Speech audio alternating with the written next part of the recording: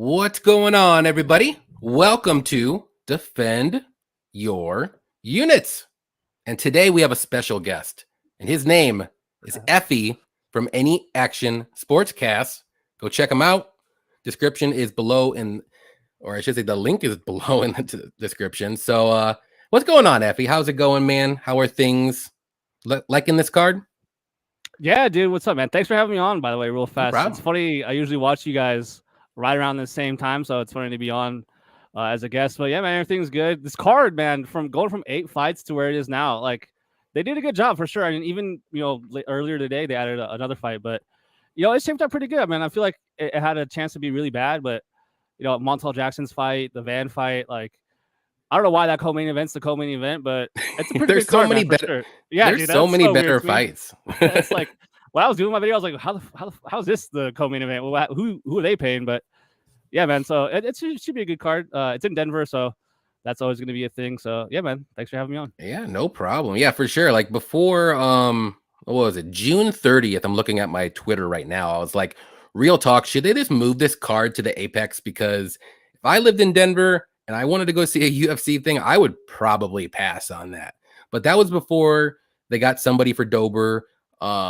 They added probably 2 or 3 fights. So now actually, like, I'm like looking through it. I'm doing all my research and I'm like, this card's pretty decent. I think it'll be pretty fun. It doesn't have the greatest like star power, name value, whatever you want to say, but I like it. I think there's going to be a pretty decent amount of finishes.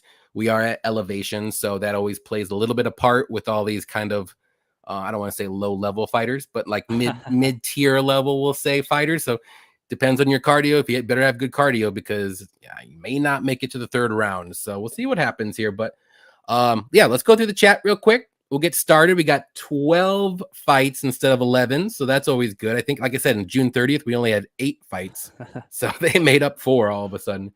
We got Bunny Hunter in here. What's up, Bunny Hunter? Appreciate you hanging out with us. Ryan Jordan, a lot of great matchmaking. This card should be a good time for sure. Appreciate you, Ryan. We got Derek Izzy in the house, MMA fam. Hope everyone wins this weekend. I'll be in Huntington Beach competing at the Outdoor Racquetball National Championships. Good luck, Derek. Nice, bro. Good luck, kill it, bro. Yeah, he plays racquetball and he's really good. He goes to tournaments everywhere. So, dude, that's awesome. I used to work at a gym and we have like a racquetball courts and stuff. They take that stuff serious, bro. Like, it gets intense, dude. I was kind of surprised. I never knew that. Yep. We got Pick'em MMA in here. What's up, Pick'em? He said, "What's good, Johnny?" They just added Elder versus Flowers. Yep, I agree with everything you said right there. Yeah, we had I think it was maybe an hour or 2 before we just jumped on here. They added it, and I think last card they added one fight like 20 or 30 minutes before we jumped on, and I don't even remember that fight. But it's crazy. They're just adding fights whenever they want. And they're like, yeah, whatever. We got Brandon in here. What's up, Brandon? What's up, Yanni and Effie? What up? Getting ahead of myself since so little is known, but may see you back in SLC in October, Effie. Yeah, man. Last 2 years I've gone to the Salt Lake cards, and like even with this card, like how you were saying, like if you had tickets to the Denver card, it's kind of like weak, but then it got better. Like this would be a perfect time to visit Denver, man. In the summer, super nice. Same with Salt Lake. So in October, a little bit colder, but yeah, man. If they put a good card, I might be going back out there. I love Salt Lake, even though they don't let me. Don't they already have a? Don't they have a card set up for that, or no? They don't have a main, but they have a co-main, which annoyed me. They have freaking Juliana Pena, bro, is the co-main. And I'm like, oh, that's like deterring me from wanting to go. Who is she fighting? Raquel. The title fight. But I heard that they want to do Ilya Max on that fight, on that card. So if they do that, bro, I'm there. That would be for sure. Take it for sure. Yep.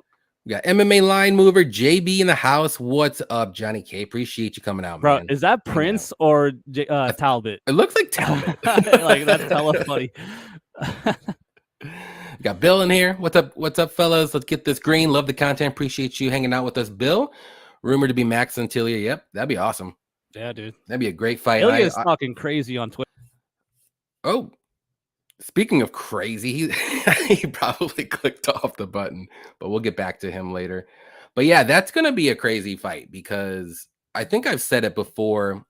Like, I thought Ilya was the guy. There he is. I thought Ilya was the guy that could beat Volkanovski, but I don't know if Ilya's the guy that could beat Max. What do you think about that?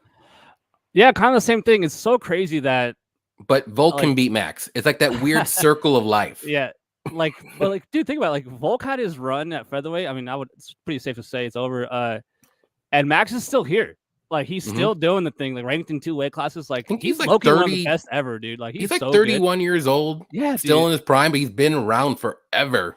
Dude, like how do you deny the guy? And you could even argue he won one of those Alex fights. But as far as the Ilya fight, man, Ilya is just so good, man. Like he is freaking dangerous, dude. And what's so funny is that people think he's like a good striker, obviously, but his grappling is like what he was winning his earlier fights with. Like he can grapple, man. So that's gonna be a good fight for sure. But I mean, Max is obviously bigger and more experienced. But damn, that's a banger, bro. Yeah, he's gonna have to try to mix in some takedowns. I don't know. 5 rounds with Max. You saw what happened. It's crazy. But Ilya's a different beast, though. But yeah, let's jump in this card. Like I said, we got is it 12 or 11? I don't even know. 12 fights 12 now. Let's go to the first fight, which is now this new added fight, which is Evan Elder versus Darius Flowers. Obviously, I'm sure we both did not do any research, and I don't know if we really need to, let's be honest. But who do you like here, Effie? So yeah, this got made a few hours ago, like you said. Just off the top of my head, no tape study done. Off the top of my head, memory, I'm going Elder. I know Flowers is a powerful guy and throws a lot of heat on his shots, but I like the striking of Elder, man. I remember I had Nazim in that fight, and it was close, man. Like the doctors came in and stopped that fight, and I was super happy because, like, he's well rounded, dude. Like, he's pretty safe everywhere. Got held up in the clinch a little bit too much, but Evan's good, man. Kind of a weird thing, short notice, elevation. Like, I don't see myself betting this, but if I were to line the fight, I don't know if there is a line out right now, but if I were to line it, I'd give Evan the favorite here. I don't know by a lot, but yeah, man, short notice fight, pretty volatile fight. I'm going with Evan. Like I said, man, this got made a few hours ago, so didn't like do crazy study, but off the top of my head, I'm going Elder for sure. Yeah, I like Elder here too. Like he's actually pretty solid. Like his first fight, I think he took that fight on short notice against Preston Parsons. He was up a weight class. He was getting controlled on the mat when he got taken down, so he didn't really look all that great. And then his next fight against, like you said, Salikhov, like he looked good. And maybe he was winning that fight until that cut happened and the doctor stopped it. Right. And then he looked good against Valdez. I know it went to decision, but Elder was landing some bombs. But I mean, just Darius Flowers, I just don't think he's the caliber of UFC caliber, if you want to say. I think Evans in there. I'm not saying he's going to be ranked or anything like that, but I do think Elder is the better fighter overall. I think Elder can mix in some takedowns and take down Flowers. I think he's the better striker. I think he's going to have the better cardio. And because we've seen Flowers kind of fall off a cliff against Michael Johnson, and that was kind of a sloppy, crazy fight in the last minute when Johnson almost like fell into a submission. Like when Johnson was winning the whole fight, I'm like, what are you doing, dude? That's IQ, man. But yeah, give me Elder. I think he's gonna get the knockout here, maybe second or third round when Darius gasses. I'll say this fight's probably not gonna go to decision, but Elder, I think, is the better fighter for sure. I'd feel better with my money on him for sure. Yeah, I would too. And I bet you it's gonna be like Elder minus 300. I bet you. You think so? Really? I think it's gonna be something crazy.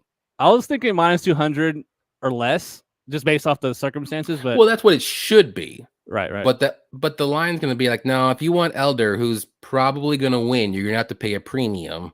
And here it is. And people will do it. People will do it. So we got real fight picks. Oh, I missed this guy. Sorry, real. I'll get you in a second. We got the numbers, Mason. What's up? Ilya beats Max. I asked myself this before he fought Volk. My thought then was he beats both. Okay. I still think Ilya, even after what Max did to Gaethje, I had Max versus Gaethje, by the way. Okay. All right. I was just thinking because like Max is such a good boxer too. And I know he doesn't really have the KO power and he kind of showed it in his, to Gaethje, but before that, like he's just one of those like volume, pick you apart with 1,000 cuts and this and that. But I mean, Ilya is tough as hell and he can land some bombs, but I just don't know if Ilya is going to have the volume for 5 rounds to do it. Like we've seen Max do it numerous times. Like, dude, we'll see. It's going to be a good fight. Ilya got dropped by that Herbert dude. Like, yeah, that was crazy. I'll give him a little bit of a pass on that. Step up, and he's like 2 feet shorter than the guy. But yeah, he ain't no lightweight. Max Ilya's not a relies on lightweight. he relies on his chin a lot, and so who knows? One day it's going to be gone. But true. Yeah. We got real fight picks. There we go. My fiance interrupts me from watching the show like Pat Barry interrupts Rose when on the MMA hour. What are we having for dinner? Blah, blah, blah. Let's go. Appreciate you coming out, Real Fight. I'm out of the loop. What happened to Blood Money? He's taking a little break for the summer. He'll be back in August. So till then, we're having special guests. So definitely still come out, hang out with us. We're still going to talk fights, all that good stuff. Covert Bets, what's up, man? What's up, chat? What's up, Johnny K? Appreciate you coming out. Blood Money's a hard-working man. Yes, sir. It won't go 5. Sure. Okay. And we got Roland in here. Evloev is the next threat for Ilya. I don't know. I like Boswar, dude. I like him a lot. He's not submittable. Like, you cannot submit the guy. You got to break his arm or something. And I think Ilya has the grappling and wrestling that could nullify anything that Evloev can do. Well, at least a lot of it. But on the feet, I favor Ilya all day. Yeah, and it's not even close. So Evloev, man, his brother is an Olympic medalist, man, Olympic gold medalist. Like, he comes from a good pedigree for sure in the grappling, and he ain't no bitch. So I just think he gets peace on the feet, though. True, and that's where I see the fight probably playing out. I know Evloev is probably going to want to get the fight to the mat, but Ilya's strong, dude, and he has some good takedown defense. He can use his wrestling to defend a lot of those takedowns too. So. But we'll see. That would be a good fight too. But I would pick Ilya, and I'd feel pretty confident, actually. Yeah. But let's go to the next one here. We got, I guess now it's Jasmine Jasudavicius versus Fatima Kline. They're switching around these. Yeah, I was going to say this is all different now. Yeah. Yeah. But Jasmine, we've seen her. I think she's fought like 5 or 6 times in the UFC now. It's pretty crazy. But she's a good very good wrestler, good takedowns. More of her takedowns are more so like trips up against the cage. She doesn't really have that traditional like double leg power takedown. She likes to use a lot of trips and single legs. But she's very strong in the clinch. She's just strong in general. Her striking, it's coming along. It's not the greatest, but it's not awful. She does pack a little bit of a punch. She's hittable on the feet though. But where she excels is, her durability, her cardio, and just in the clinch trying to get and once she's on top, like it's pretty much game over. You're not going to get up. And then Kline, she's taking this fight on short notice, UFC debut. She is a good grappler. She's got good grappling. She does have solid striking. It is a little work in progress. I wouldn't say it's amazing either, but she does have pretty good cardio too. And I know a lot of people are on her, and she might be, good in the future, but let's take a step down. let's just think about this. Like, she's got 6 fights. I know she has a lot of grappling fights, but this is MMA. She's got 6 pro fights in the regionals. A lot of the fighters that she's fighting are very small. They probably are atom weights, let's be honest. And this is a tough ask for Kline coming in here. And I know she's pretty big, like she's 5'6". I'm not saying she's small, but Jasmine's going to be definitely the biggest fighter she's ever fought. Probably she's going to be stronger because Kline, let's be honest, she's a strawweight. She's taking this fight. She wants to get in the UFC on short notice, so up a weight class basically. And I just think Jasmine is just going to be a little bit too much for Kline. Now, I can see Kline winning the first round or maybe a round, but I do think Jasmine will eventually start to wear on Kline. Like I said, short notice in elevation. I think Jasmine will be the dog that she is. And if you're going to give me a dog at dog prices, like that's almost like a guaranteed bet, whether win or lose. And more times or not, they're going to win. So I'm going to go with Jasmine. I don't want to say I'm confident, but I'm weirdly confident she gets this one done. But would it completely shock me if maybe Jasmine does something stupid and gets subbed? No, but like I said, we really haven't seen Jasmine get like in a dangerous situation. She's never been submitted. She's never been knocked out. So I just think this fight definitely goes to decision, but I'm going to go with Jasmine with the experience. She's fought better competition. She's going to be the bigger fighter, blah, blah, blah, blah, blah. So what do you think, Effie? I would be shocked if she got submitted by this girl. So I'm going to start with Fatima, dude. So like we talked about it like off the camera, like in our group chat and stuff. Like I didn't know who Fatima was. I see the line come down. I see her become the favorite.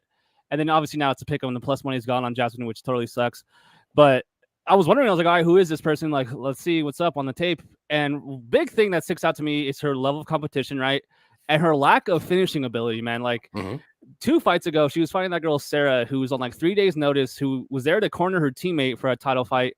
And her teammate gets hurt or whatever, and she has to come in and take the fight. And I mean, don't get me wrong. Every single round I've seen Fatima fight, she's like getting what she wants. She's doing what she wants. She looks good on the feet. She can fight out of both stances. Really good output. Really good clinch work also. She doesn't just hold you. She's landing damage in the clinch. But, man, she's getting back mount. She's getting you mounted. She takes the back. Like, she gets into some pretty advantageous positions, and she's not finishing these total bums. Like, that Sarah girl made it to the 3rd round, and, bro, she looked like a girl off the street, dude. Like, I don't know if you've ever seen the meme of like the pug that's looking over the bed. He's like a huge belly with no legs. That was the girl. Like, it was insane. And then her last fight was against a Brazilian short girl who the only thing the commentators could say about her was that she was tough. Like, look how tough this girl is. She's like just getting her ass whipped the whole time. And she's tough. When you hear like DC and Joe say this girl is tough, like you're like, yeah, she's kind of trash. Which is funny because I think Jasmine's super tough, super durable, which is like why I don't think she's going to get finished in this fight. And like how you were saying, man, she's taking a short notice fight in a different weight class where she just wants to get her foot in the UFC. She was scheduled to fight on Dana White Contender Series, so obviously she's UFC material.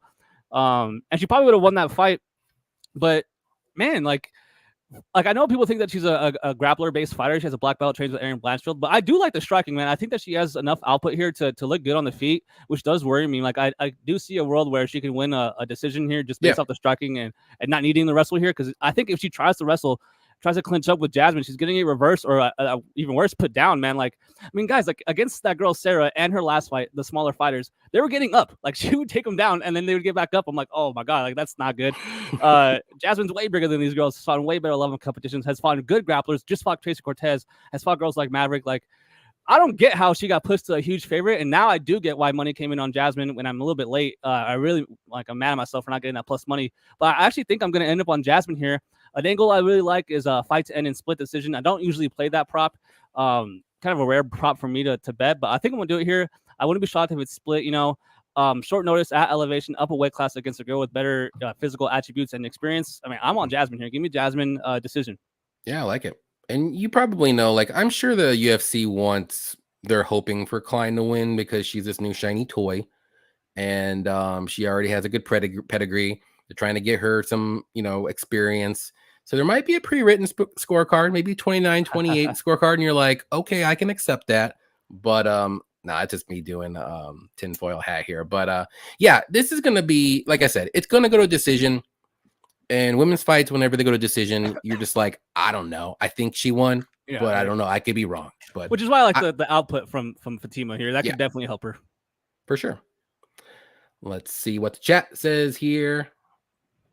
I won't go 5. I already went through that. Yeah, Ilya on the feet, 100%. Ilya has superior fight IQ to Evloev.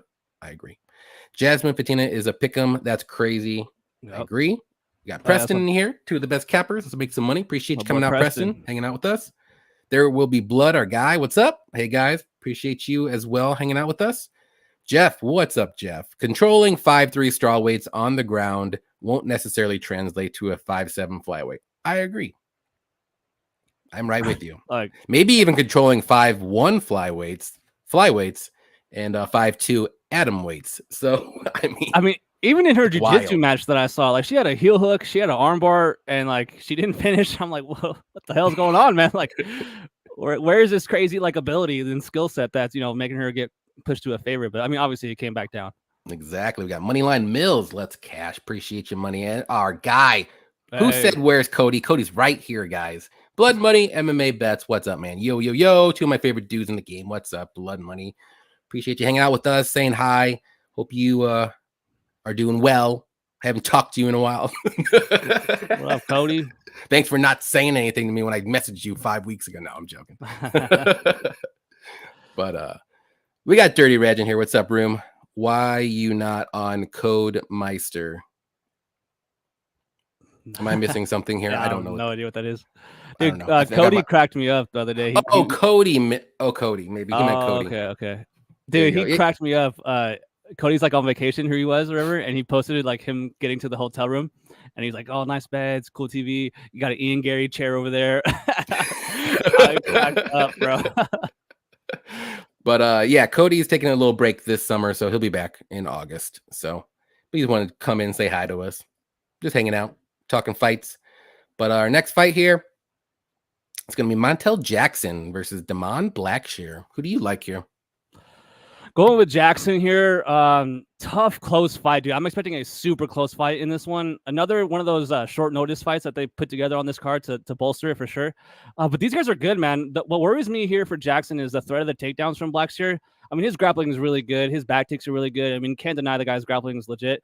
The gas tank, obviously is a big question mark here. It's on a short notice again, so that's not great. And it's also at elevation, which is also not great. And just grappling in general makes you tired, faster. So on the feet, I do worry that the threat of the takedown will limit the volume here from Jackson, but I do think that he's going to land the more significant shots. Like when he does land, I think they're going to have more of an impact on Blackshear than when Blackshear's throwing. But like I said, that threat of the takedown is always there. And it does seem to affect certain fighters, man. Like they are timid to throw. They don't want to throw themselves out of position. And Jackson could be low off pit in general. So I'm going with Jackson decision here. But, man, I'm expecting a really close fight in this one. You're up now. Okay. Who'd you go with? Jackson decision. Okay. Are you confident? No, I was just talking about how I'm expecting a super close fight, and Yeah. if Blackshear takes it back, he could pretty much sink the round, which worries me. But also, Jackson could be losing the whole round and then land one punch and then really stun, a Blackshear and He's got a crap ton of knockdowns. I'll tell you that. Yeah. It's funny, man. Some of my buddies that aren't into UFC as much as me and you and watch tape and stuff, they'll have parlays and they'll text me when they're sweating them out. They're like, "Yo, who won that round? What do you have? It's so close. I need this bet." I'm like, "Well, dude, the number one thing is damage." Yeah, it's forget everything that happens. Just go off damage. If they're holding, if you're the fighter you need to win is just getting held, but then he does something at the end like that. That might have saved you right there. So it's just one of those things where the threat of the takedown's there for sure, but I think Jackson does. I won't say clip him, but just do enough on the feet to get at least 2 rounds. Yeah. This is a close fight. I was kind of going back and forth. If I'm not mistaken, though, and I want to just double check. Maybe I'm not. Maybe I'm wrong. I'm not going to say it. This is going to be a close fight, and I ended up leaning and picking Jackson. I like his striking a little bit more. I think he's got better straights down the middle, but I mean, Blackshear's good. He's got very good grappling. He's got very good submissions. He's always going to be dangerous if you put yourself in a bad spot, which I've kind of seen Jackson put himself in bad spots at times. But if this fight's going to be played out on the feet, I just lean Jackson just ever so slightly. And now if this fight does get to the mat, that's a different story, because I do favor Blackshear a little bit more, but it just depends on if Jackson's on top and Blackshear, who's taking who down here. But Jackson does have good takedown defense too. He does have pretty good wrestling, but I don't think he's going to be using it here. He probably wants to keep the fight on the feet. He does have a 3-inch reach advantage as well. And he can make fights really slow paced and boring until he gets that knockdown and when he wins that round. So, but Blackshear, I mean, he's gonna push a pace too. So I'm debating myself right now. I don't know who's gonna win this fight. Let me just put it out there. I'm really torn, but I'm ever so slightly leaning Jackson. But it wouldn't, like I said, wouldn't shock me one bit if Blackshear wins. Now, there would be blood said likes the over. I like the overs. I like the over 2.5 in this fight too. That's if I would bet this fight, it'd be the overs. 1.5 chalky parlay piece, or do a over 2.5 in a normal parlay. I think the overs hit. Both guys are durable. Both guys are. I think both guys have never been finished, if I'm not mistaken. Yeah, both guys have never been finished. The only losses are decisions, which is crazy. Yeah. And Jackson wins more decisions than Blackshear. Blackshear has more decision losses than anything. So all 100% decision. Every loss he has is a decision. It's kind of crazy. So if this fight does go, probably going to be a Montel Jackson wins with that. Statistically, he's losing, at least 2 of those rounds. So give me Jackson. I do think this fight goes to decision. So maybe that's why I picked him, because he's going to win a decision. I think he might get a knockdown, but if he doesn't, it's going to be razor thin. This could be a split decision prop bet here too. I think it's that close. Dude, and I will say, like, shout out to Blackshear, man. Getting a twister in the UFC, that's insane, bro. Like, that's so badass. Like, bro, respect, dude. That's insane. Yes, sir. Let's see. Blood said he's on his way back from Michigan. Haven't been on Twitter. I'll check my messages now. I'm chopping up the fights with my boy. There you go. Johnny K. Yeah, there you go. Fight goes a distance. There you go. We got Jaden here. What's up, Jaden? What's up? What's up? Appreciate you hanging out with us too. Yeah, this one's a close one. I'm staying away. Maybe only play the over. So the next one, another fun fight here. Joshua Van versus Charles Johnson. I'll go ahead and go here. Yeah, Van's a really good boxer. He's got very good combos. He's good power, always pushes forward. He throws tons of volume. Sometimes he can get rocked with counters, but he still pushes forward. He's durable. Grappling, he's not really a grappler. He can get up. He's got a pretty decent get up game, but against really good grapplers, though, he can get controlled. But Johnson's, he does have decent grappling, but he's not like a grapple first guy. He's also a solid striker, good kickboxing, good Muay Thai as well, good elbows and knees. And but his takedown defense isn't great, but he does have a good get up game. But I don't see this fight's playing out in the field. I'm not even going to talk about grappling. But he is very durable. He's never been finished in his career. He doesn't really have the finishing upside that you would like, but like I said, durable. His cardio to me, like, it just varies from fight to fight. Some fights he looks good. Some fights you're like, what is he doing? He's just surviving. Like, I don't know what he's doing. But yeah, another close fight, and I could see Johnson pulled off the upset, but I'm gonna go with Van. I don't know why. I have a really sneaky suspicion. Like, he's gonna land the harder shots. I don't think he's gonna be able to knock out Johnson or Charles, like I said, but I think he'll land the harder shots. And I think he can win rounds 1 and 2. Now, round 3 will be close because usually Charles Johnson does pretty well in the third round. But, Van's young. Like, he's 22 years old. Maybe the elevation plays a little bit of part here. Who knows? I like the overs as well in this fight if you wanted to pick that instead of just picking a side. And just going to go with Van to win by decision. But I can see like a plus 3.5 spread bet on Charles Johnson. That's a good bet. I think he can win one round. And, yeah, that's what I got. What do you think? Yeah, I'm going with Van decision as well. It's just one of those funny things. Like, everyone kind of knows, like, I mean, who's going to win round 1, right? Like, they have a really bad habit of both, like, just not doing much in round 1. But the way Charles strikes, he throws one shots. Like, he throws a punch and back circles, throws a teep circles. Like, he doesn't really do much and like add on into his strikes. And it's so crazy to me that you can have the Olympic like logo tattooed on you and then just never offensively wrestle. It's like, what? Why do you even have that tattoo? Like, no one's sending Olympic boxers talking about them. Like, I feel like he can grapple, man. I feel like he can grapple in this fight. I think Joshua was scheduled to fight Tagir a few times, and that would have been the best grappler he's ever fought. Yeah, so we haven't really seen him like fight a pure grappler for 5 rounds or 3 rounds. Whereas Charles is always fighting grapplers, right? So this time he's going to get a striker that's going to strike with him for 3 rounds, which in my opinion does favor Charles. Like, not in like how the fight will play out, but like just in general of how his game plan, his skill set, like, is going to show out. Like, he's going to be, wanting to strike with people, not, defend takedowns, down block the whole time. But I'm going with Joshua. He is green, man, though. He's super young still. Relatively a lot of experience for his age, but he's going to be the smaller guy, right? And he has a huge age gap going in his, direction in his favor here, which definitely makes me want to lean towards Joshua here. But, he's green. Like, I can't say it enough, man. He's green. We're at elevation. And if Charles just for some reason gets red pilled and decides, I got to take this guy down, I wouldn't be shocked to see him have some success putting him on his back. At minus 200, I probably wouldn't touch it. I wish he was like minus 150 range. Right. But like, when I saw that, I did the tape because I like to like get surprised by the lines, like do my tape and then see what the lines are. I was kind of, generally surprised to see 200. I figured he'd be the favorite, but I mean, maybe that's just enough people betting him, pushing him that high. But man, like, the threat of the takedown probably doesn't need to be like on my mind as much, especially here from Johnson, but it is in the back of my head. It is kind of worried that, neither fighter doesn't much in round 1. So, I mean, I can see a close fight, round 1 being the swing round, Joshua looking good in round 3. And I just think that the striking, the way he circles and throws those teep kicks for Charles, this isn't the best. So I'm going with Joshua Van. I'm going with Van decision here, but I'd rather play the decision prop than the money line. Love the body work. It looks better for the judges. So give me Joshua, even though he's smaller, but he's the way younger guy. So give me Van here.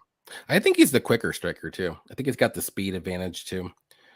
Johnson's gonna have to stay at range, otherwise he might get pieced up in boxing range. Yeah. I think Joshua does have a bit of a speed advantage here, even though Charles is longer. Like, man, Joshua's clean, bro. Like, goddamn. Once he gets in the flow state, like you're like, oh he shit. Is nice. You're seeing combos like Ilya almost, you know what I mean? Like Ilya, like body combos, and then strike gets him in the head and stuff. Let's see. Super close fight to me. To be honest, I can't remember much about either guy. I think he's talking. Are you talking about the Blackshear fight? Yeah. Baby Sharp, what's up, man? Hanging with the boys. Appreciate it. Blackshear's chance is a sub. Yeah. I mean, he ain't knocking I'd give out him. Montel. Yeah. He has 6 decision losses. That's true.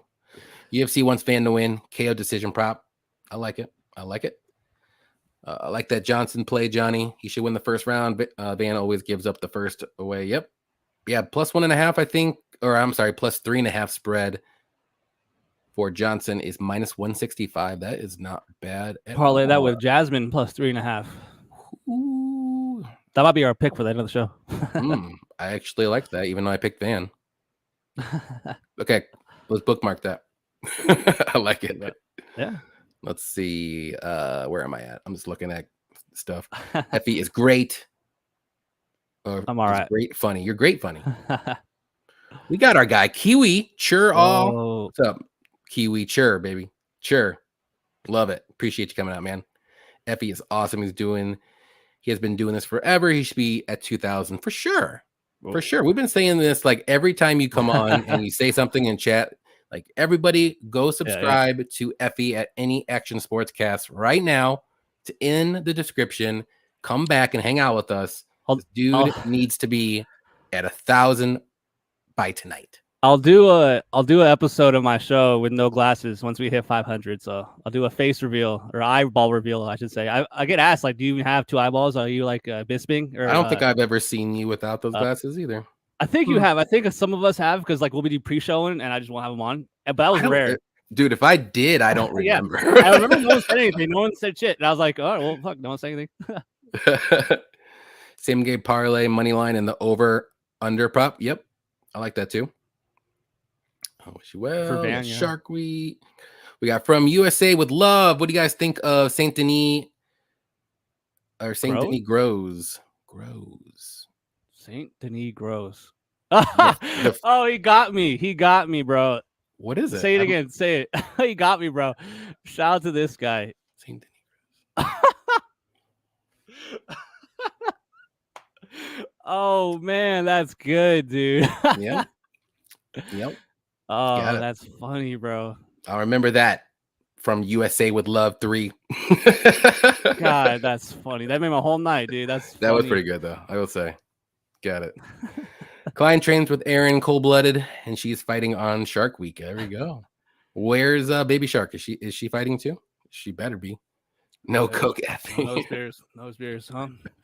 Oh, it's good times. All right, next fight here. Josh Fremd versus Andre Petroski, and I believe it's your turn. Yeah, dude. So I got a lot to say about this one. So I look at the tape, right? I look at these 2 fighters. I hate Petroski. I even text you, like, how does this man have 5 UFC wins? This is insane. He fought the dude from Alaska FC on the Ultimate Fighter, complete bum. Goes out there and gasses out in 2 rounds against Battle, who is good. Like, don't be wrong, I like Battle. Gets tapped out, right? Then he fights Michael Gilmore, who is legit top 5 worst fighters ever in the UFC. Easy win, right? And then, like, he's fighting, he's doing good, gets slept by Pereira recently and everything, but, like, I just don't think he's that good. I think he has a chin issue. I think he has a cardio issue. He's a really good grappler, really muscular guy, but his striking, bro, is so bad. Like, it looks like he's auditioning for Power Slap, the way he throws his hooks, right? So, like, he might as well write a letter and be like, hey, man, I'm about to throw this hook at you. Like, that's how much he's telling the guy it's coming, right? So, like, I just don't like it. It's super wide. But then I watched Josh Fremd, right? And I'm seeing him getting taken down by Jamie Pickett and giving up his back, trying to get up. And I'm like, oh my God, dude, if you do that against this guy, he's going to choke you. But then I'm even more confused because then I watch him on short notice in his debut against Fluffy Hernandez, who's a really good grappler. And he's going toe to toe in the grappling exchanges. He looked good in that fight, man. I was actually surprised how good he looked in that 3rd round. Had him deep in a choke. And I was like, I walked away from that fight like, holy crap, that was like good performance, man. But then after that, he's totally sucked. Like, bro, he got helicopter guillotined by Tresean Gore, where I had Fremd on that fight. I had his money line, and I thought he almost died, bro. I was like, you made a bad bet when the guy almost gets decapitated, bro. Like, if someone almost dies and you bet on him, that's just a bad bet, right? So I'm low on Fremd as well, but this stylistic matchup here, whoever wins this fight, I think is gonna finish. I think if Andre doesn't finish this guy in the first or second round, he's going to be a sitting duck in that third round. He's going to get knocked the hell out in that third round by Fremd, in my opinion. But if Fremd gets taken down early in this fight, I think he's going to get choked, man. I really do. I'm going with Petroski's submission here early in the fight, either round 1 or 2. But I guess either way I'm looking at it, like, I'm thinking the fight doesn't go. So I don't know the line on that. I'm sure it's a huge minus 250, minus 300 type line, especially at elevation now, even worse for Petroski. And then, I didn't even mention it. Petroski knocked himself out on going in on a takedown, bro. Like, what are we even doing, man? Like, I had Malkoun in that fight, and I was like, what just happened? Like, I thought he like really took a dive, like, where you throw the fight, and I was like, what was that? Like, well, I'll take it, but like, what the hell is that? And then I didn't believe him until he saw the gash, and I was like, all right, yeah, it was real, but I thought he just threw the fight, bro. I don't like Andre. I wish he was plus money. I don't want to lay even minus 110. I don't like betting, but I think he wins, man. I think he wins via submission. Can't be getting taken down by Jamie Pickett and giving up your back. So multiple times too. In that beginning of that third round, like, Jamie just runs across the octagon and takes him down. I was like, oh my god, that's really bad. So, man, like, give me Andre submission round 1 or 2, but either way, I don't think it goes. Yeah, I'm right with you, man. I was when I first saw the fight, I'm like, I don't know who's gonna win this fight. Like, it's one of those fights where I can't trust either guy. They both have their flaws, and more so flaws than anything. But then I was like looking more into it, obviously. I don't think Fremd's good at all. Yeah. I don't think he's good at, like, what's he really good at? Like, what's one thing that he's like above average? Well, I was gonna say striking, but not when you added the above average, you took it away. So I was gonna say, like, average at best, like that. At least I can say Petroski's grappling is very good. That's it. So right, yeah. I'm going with the more dangerous guy, which I do think is Petroski. But like you said, if this fight gets in the round 3 and Fremd's still alive, like, Petroski's live to get submitted or knocked out, maybe knocked out just walking and get hits in the head, like something crazy. We've seen it. But I think the early fight, like rounds 1 and 2, like, Fremd's in trouble, I think. But Fremd's going to have to keep this fight on the feet if he wants a chance. And then maybe if it gets to round 3, maybe he can work in some grappling and stuff and take down Petroski, but I wouldn't suggest that to him. But I'm going with the more dangerous guy, which I do think is Petroski, especially with early in the fight. I think he can get some wrestling going, take him down. And if he takes the back, he's good on top, like, good in mount. Like, he's very good grappler. He goes for submissions all the time. But it's like after 1.5 rounds, that's when I'm like, well, maybe Petroski's going to have to hope he wins a split decision here, because that's about looking like Bulgarian in there, just holding on for life. Yeah, which we've seen him do forever. And not to say, Fremd, he can get taken down. Like, he can be controlled. Like, we've seen it. That's why I said, like, I was like, I don't know who I want to pick here. Like, I don't care. But then, the lines are flipping, and like, you made Petroski underdog when this fight's basically like a 55% chance, I would say, for Petroski. And I'm like, well, if you're going to give me underdog prices, we'll see what happens. Dude, but for some reason, I did my tape for this fight, and I don't know where it came from. I don't know if I saw someone tweet something or what, but I was like, in my back of my head, I thought Petroski was minus 200. So I was doing the tape. I was like, how the hell is this guy minus 200? Like, what's going on? And then I opened the line. I was like, okay, that makes more sense. Like, it's close. What did he start at? He started at minus 145. Petroski did. Man, that's crazy. He went up to plus 105 range, and now he's back at pick'em prices. Another guy with 100% finish rate loss. So in every single one of his losses, he's been finished. Been knocked out twice. He knocked himself out once. And got choked out on Ultimate Fighter. So yeah, man, he's getting clipped, and he's getting put out if he loses for sure. Yeah, but for the sake of picking, I'm gonna go with Petroski to win by submission, because that Tresean Gore guillotine just keeps. I keep thinking about it, and he has a longer neck. Fremd does, so the neck is there. Darce choke, any kind of choke, it's gonna be there at least once early on, and I think he snatches it up.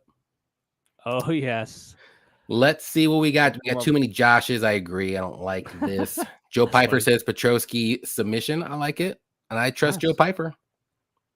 We got I like Joe, Remdong in man. here. He gets a lot of hate, but I like Joe Pfeiffer. I like Joe Pfeiffer too. He says what he wants. Whatever. Appreciate you coming out, Remdong.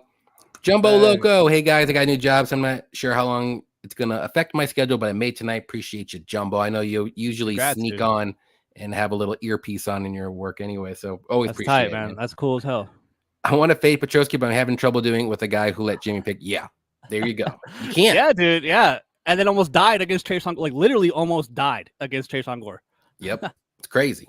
This is one of those fights I bet the prop or nothing. What a coin toss, in my opinion. Agreed. Fremd does train in Colorado. Yep. A few interviews I watched. Okay, so he might have a little bit better cardio at first. We'll see. We got Fremd by jumping knee strike. Maybe. Let's see. We got Johnny News with a $10 donation. Appreciate you, Johnny News. Any path to victory for Maria? It'd have to be by knockout. Decision. She can't win a decision, bro. Well, the show is called Defend Your Units, and bro, I'm ready, bro. She's not winning my a decision. Next fight. Hey, I'm defending my units, bro. I don't know if I can. Let me see. I'm looking now. Let me see something. All right, she went to decision 3 times in her career. I don't even remember seeing her go to decision. It was the last time she went to decision was against Tracy Cortez in the Dana White Contender Series in 2019. She didn't tap to Jillian, man. Jesus didn't tap. She didn't tap. She's out there. She's a ride or die girl because she was having a seizure, and the ref didn't know. I was watching that, and I knew she lost, but I forgot that she did that thing with her tongue and like was spitting. And like I picked up my laptop and I walked over to my roommate. I was like, "Dude, check this out! Look at this! Look at this submission! This is crazy." Are there any underdogs you think have a better chance to get it done over the others? Well, I mean, they're not really underdogs at the moment now, but when Jasmine was the underdog, I mean, that's a good underdog bet. If you can get her at plus money. Big underdogs, if we're talking bigger ones that are like more than like plus 150. I mean, Brundage, but do you really want to bet on Brundage? I can't. Even he's not even plus 150. He's plus 140. Like he has to be in the plus 300 range before I even think about it. Maybe Erosa. Maybe. Yo, I mean, maybe even Johnson, man. Like, if he could get that grappling going, which I really doubt, but no, I mean, maybe Johnson. Maybe he can sneak in 2 rounds and win a close split decision. I think someone mentioned it, like the UFC wants Van to win. Yeah, so there's going to be a pre-written scorecard, at least one. You know what I mean? I'm starting to think Blackshear is mush now, but I would have said him. Yeah, I mean, I think that's a good bet too, at plus money. I wish maybe Jackson was like minus 120, and I would maybe want to bet it, but even then I'd be like, eh. Dude, they're both huge for the weight class. Like 5'10" at bantamweight, that's insane. Yeah. Nevada par, Denver par, Denver parlay. Yeah, there's a few like Colorado people in this, like Fremd, Brundage, Rose. I think there's one more. Might be Dober. I mean, that's a pretty solid parlay, dude. Well, other than Fremd, sorry ass. Yeah, I mean Dober, Rose. I mean Dober could get slept too, but we'll talk about it. But all right, we'll go to the next one. We're both on Petroski. All right, Luana Santos versus Maria Agapova. Is it my turn? Yeah, it's your turn. Okay. Even though Newquist, I already know what you're picking. You should put up John's donation up again. What up? Okay, you should put up his comment because there we go. Here we go. All got a lot to say. So I'm gonna go first here, and I'm gonna try to make some sense into Effie's head here. Santos, I mean, I'm not saying Santos is this next world beater. Like, you know, she showed a little bit of her flaws, but I would say she's well-rounded, probably a little bit better grappler. She has a good judo trip. She's strong in the clinch. She could be a little hittable on the feet, which does worry me here, but I think Santos's path to victory here is obviously get this fight to the mat, which I do think she definitely can. It's not hard to take down Agapova and basically control her. I think Effie, I think you could do it. I think I could do it. And me would be worse because I don't have any grappling at all. I have no idea. but I think I could take her down. I could easily take her down. Just hold Somali in front of her face and distract her, take her back, and take her down. But Agapova, you know, she does have very good striking, though. She does have pretty good power in her hands, too. I'm not saying she's a complete bum, but I just think she has no ground game. Like, I know she does have some submissions on her resume, if you want to say, submission wins. But, I mean, when you're UFC level fighter, she's not going to submit anybody here. But on the feet, though, that's where she has the opportunity to win. And I do think her path to victory is obviously keep this fight on the feet. Probably get a knockout, because I don't think she's going to be able to win a decision here. Because I do think Santos is going to come in trying to look for those takedowns. She's going to be winning the control, winning the minutes. And I do think Santos eventually will get a submission, because I just don't trust Agapova, especially after 2 years of not fighting. I don't know.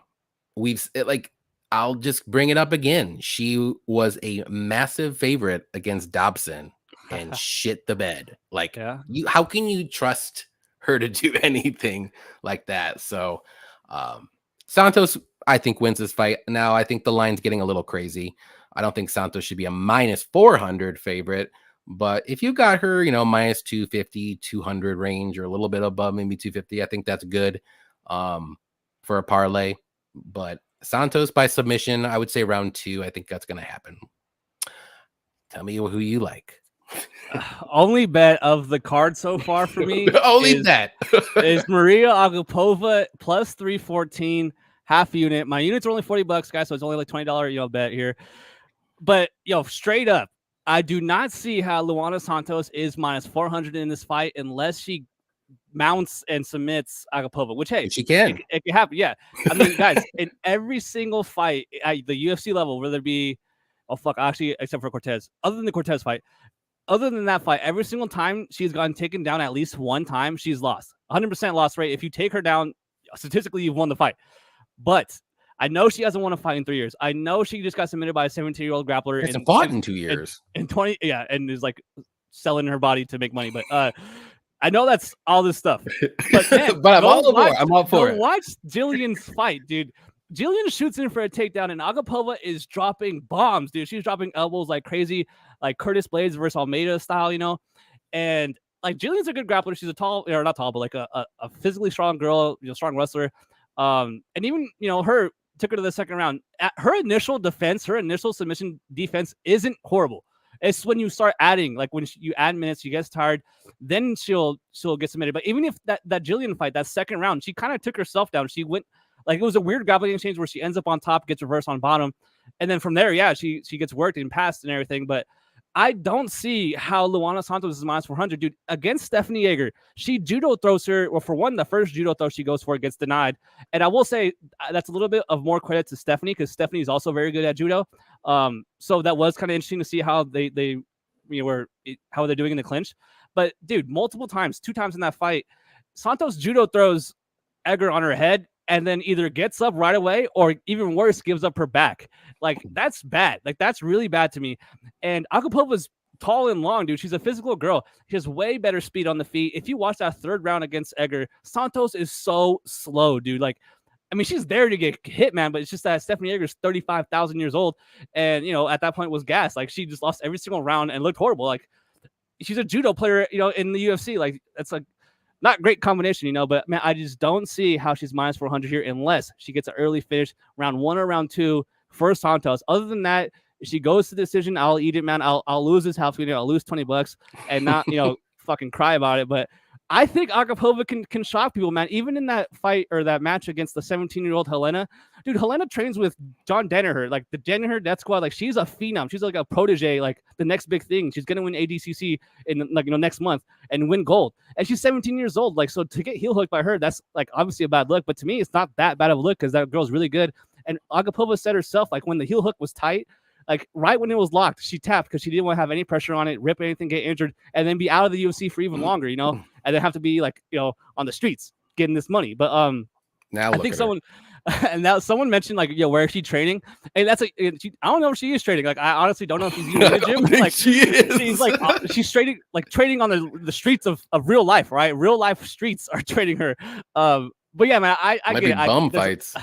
There's a ton of red flags. I totally get it. But Santos going out there and knocking out Juliana Miller on the feet. I mean, Juliana Miller is one of, I was mad. I was mad that I had to watch Juliana Miller fight for this card. I was like, oh my God, I hate Santos for making me watch tape on this. I hate this. Like, she sucks. Miller sucks. Like, she's horrible. Like, she's like Petroski throwing like this, like from freaking the side, you know, like absolutely wide as hell and as wide as could be. I will say, I like the push kicks from Santos. I don't like her punches. I don't think she has good speed. But she does have a good thigh kicks, good kicks to the body. But man, I think Agapova can push this girl off her and get separation, and from there, do okay on the feet. I do worry though. She has a really bad habit of throwing like spinning back fists and spinning kicks for no reason, like at all. And just, you know, give up your hips and get taken down from there. But like, bro, I think this line is crazy, man. Like, I think you mentioned if you got in on at minus 250, like that's a good bet. That's totally reasonable. I totally understand. But at minus 400, I'm not laying it, dude. I'm not laying it. I'm taking the opposite. I'm taking Agapova. I'm taking Agapova decision because I don't think that Santos has the best output. I think she's going to be clinching a lot in this fight. And I think Agapova has enough to get her off. So, man, I'm defending my units on this one, guys. And if you don't agree with me, if you think I'm dumb, go to my page, go on my YouTube, and roast me in the comments, man. I need to get into some battles with these trolls in my comments. But yeah, man, do me a favor. If you think Santos is minus 1,000, go to my YouTube and let me know in my comments. So yeah, man, give me Agapova decision, bro. I just want to say thank you for coming on the show after this pick. You can leave now, and I stopped watching after that. Yeah, someone's gonna mention like, how the hell you fucking have this guy on? Fucking can't even show his eyeballs. That's hilarious. Alhassan trains at Elevation now. So does that's good. Salikhov too. I forgot him. Agapova Gilly, that'd be crazy. There you go. Let's see. Aussie Fight Fan, what's up? He said Santos sub 2-3. I like it. I don't know about. I'd maybe feel more comfortable with. I don't know. I really like round 2. I just don't know if I like 1-2 or 2-3. Yeah, better. I would figure it'd be earlier. You know. Yeah, because round 3, if they're still in it in round 3, I think Santos is more than likely just going to try to go for a takedown and hope for the best. Like, I don't think she's going to be able to get the submission in round 3, but round 1 and 2, I do think she does get it. What worries me is the judo. I don't think she's going to get like a single leg blast double or anything in the open mat. It's going to be from the clinch, dude. It's going to be a clinch trip or a judo toss. So, yeah, it's going to have to happen in the clinch. And that, like I said, man, she threw Edgar multiple times and she got right back up. So, I mean, oof. So, Kiwi likes Agapova will literally be the hungrier fighter. Yep. She might be hungry. She has probably ate in a while. Hey, what else? My boy. We got Clay Rides. What's up? Or Claw Rides. They both can throw. I agree. Agapova. All right. Santos had a thyroid disease. She looks a lot better now. Real quick, that guy, Claw, that was my producer. He's like the underdog whisperer. Like, he would hit me up and like, yo, take this underdog. So that's a great sign. Like, I already feel way better about my bet now because I see my boy Martin's on that. Let's go, dude. Oh, Martin. Let's go. Underdog whisperer. I don't know, Martin. Yeah, I heard that she did have that disease, though, and that's why she had that tire around her belly. And you know me, Johnny, when we watch fights together, I always mention the physique. I'm like, oh, this guy looks like a fat ass. Like, how did you not even train for this fight? So when someone comes in looking like that, like her in that fight was huge. Her ass against Miller was tiny. So, hey. No need to roast you. Go for what you like. I'm on Team Santos. There we go, Dirty Reg. Whenever we're on the same page, you know it. You know it's hitting. MMA Jesus. Dev, what's up, man? What's good, my people? Appreciate you coming out under 2.5. I like that. I think both fighters have a good chance to get this finished here. Agapova knockout, Santos submission. I think they're both live, and yeah, I think they both have a pretty decent amount of finishes. I know Agapova's been finished a lot. Fuck you. We got Mushroom MMA. What's up, Mushroom? Appreciate you coming out. What's up, Johnny? Rose Dober. Okay. I like that. What's up, Effie? Mushroom. Everybody loves Mushroom. Mushroom is the guy. Definitely go check out Mushroom. Dude. Twitter. Go on YouTube. Go check him out. Puts on all of his great content on YouTube and Twitter. So go give him a follow. He's a good fun. I saw Shroom's videos on Twitter before I even knew he did like breakdowns and stuff. And he was just yelling at the casinos. I'm like, dude, I like this guy. This guy's awesome. This guy fucks. Okay, let's go. All right, next one here. Oh, this is the beginning of the main card. Man, they switched around everything. How is this? This is crazy. How is this the beginning of the main card? Yeah, this should be the fucking co-main. Yeah, dude. Drew Dober versus Gene Silva start the main card off. I think it's your turn. Who do you like here? I'm going with Dober here, man. Just crazy disrespect in my opinion here. Listen, I like Silva. Like I picked Jourdain. I didn't bet him, but I thought Jourdain was going to win that fight. Obviously didn't. Got totally slept. Foolish. What was crazy? That's funny. What was crazy was I stopped listening after you said that. Was the feints, man. Like Gene would feint and Charles would be like, oh fuck. And he would just like dive out the way. I'm like, oh, right away I was like, oh, this is not good. Like he is screwed if he's acting like this, like to every little feint he throws. And the power is real, man. Apparently this dude can freaking crack Silva can. But it's so weird because like I'm hearing everyone doubt, Dober's durability, 35 years old, been kind of hurt recently. Obviously the Favola knockout was not a good look. But before that, man, like I feel like he was notorious for being super durable, right? Like it's kind of weird how it was like everyone just switched on the guy. So I mean, Dober himself has a ton of power, but like the context of this fight, I really like for Dober's favor. For one, hometown guy, out elevation in his crowd, home area. And then you have Silva, who fought not last week, but the week before at 145. Now he's up at 155 in a weight class above on semi-short notice, Ben. But I know he doesn't have to cut as much weight to 45, and that's good for him. But that's still 2 weight cuts, man. Like 2 weight cuts in 3 weeks. That's not good for your brain, man. I don't care if it's 5 pounds, 2 pounds, 10 pounds. Like that's bad. Like that's not good for you. We're at elevation. We're going up a weight class against a guy that's super experienced and can throw down, man. To me, I wonder if Silva is going to try to at all grapple in this fight. We've seen Dober have like some problems with grapplers that are high level. And I just don't know if Silva is that level of grappler as someone like, Makhachev or anything like that. But I'm going with Dober, man. Like if he gets finished in this fight, I'll eat it. Like I'll totally accept it. I might end up betting on Dober here, but man, 35 years old at lightweight, that is, definitely towards the cliff. Like, that's tough.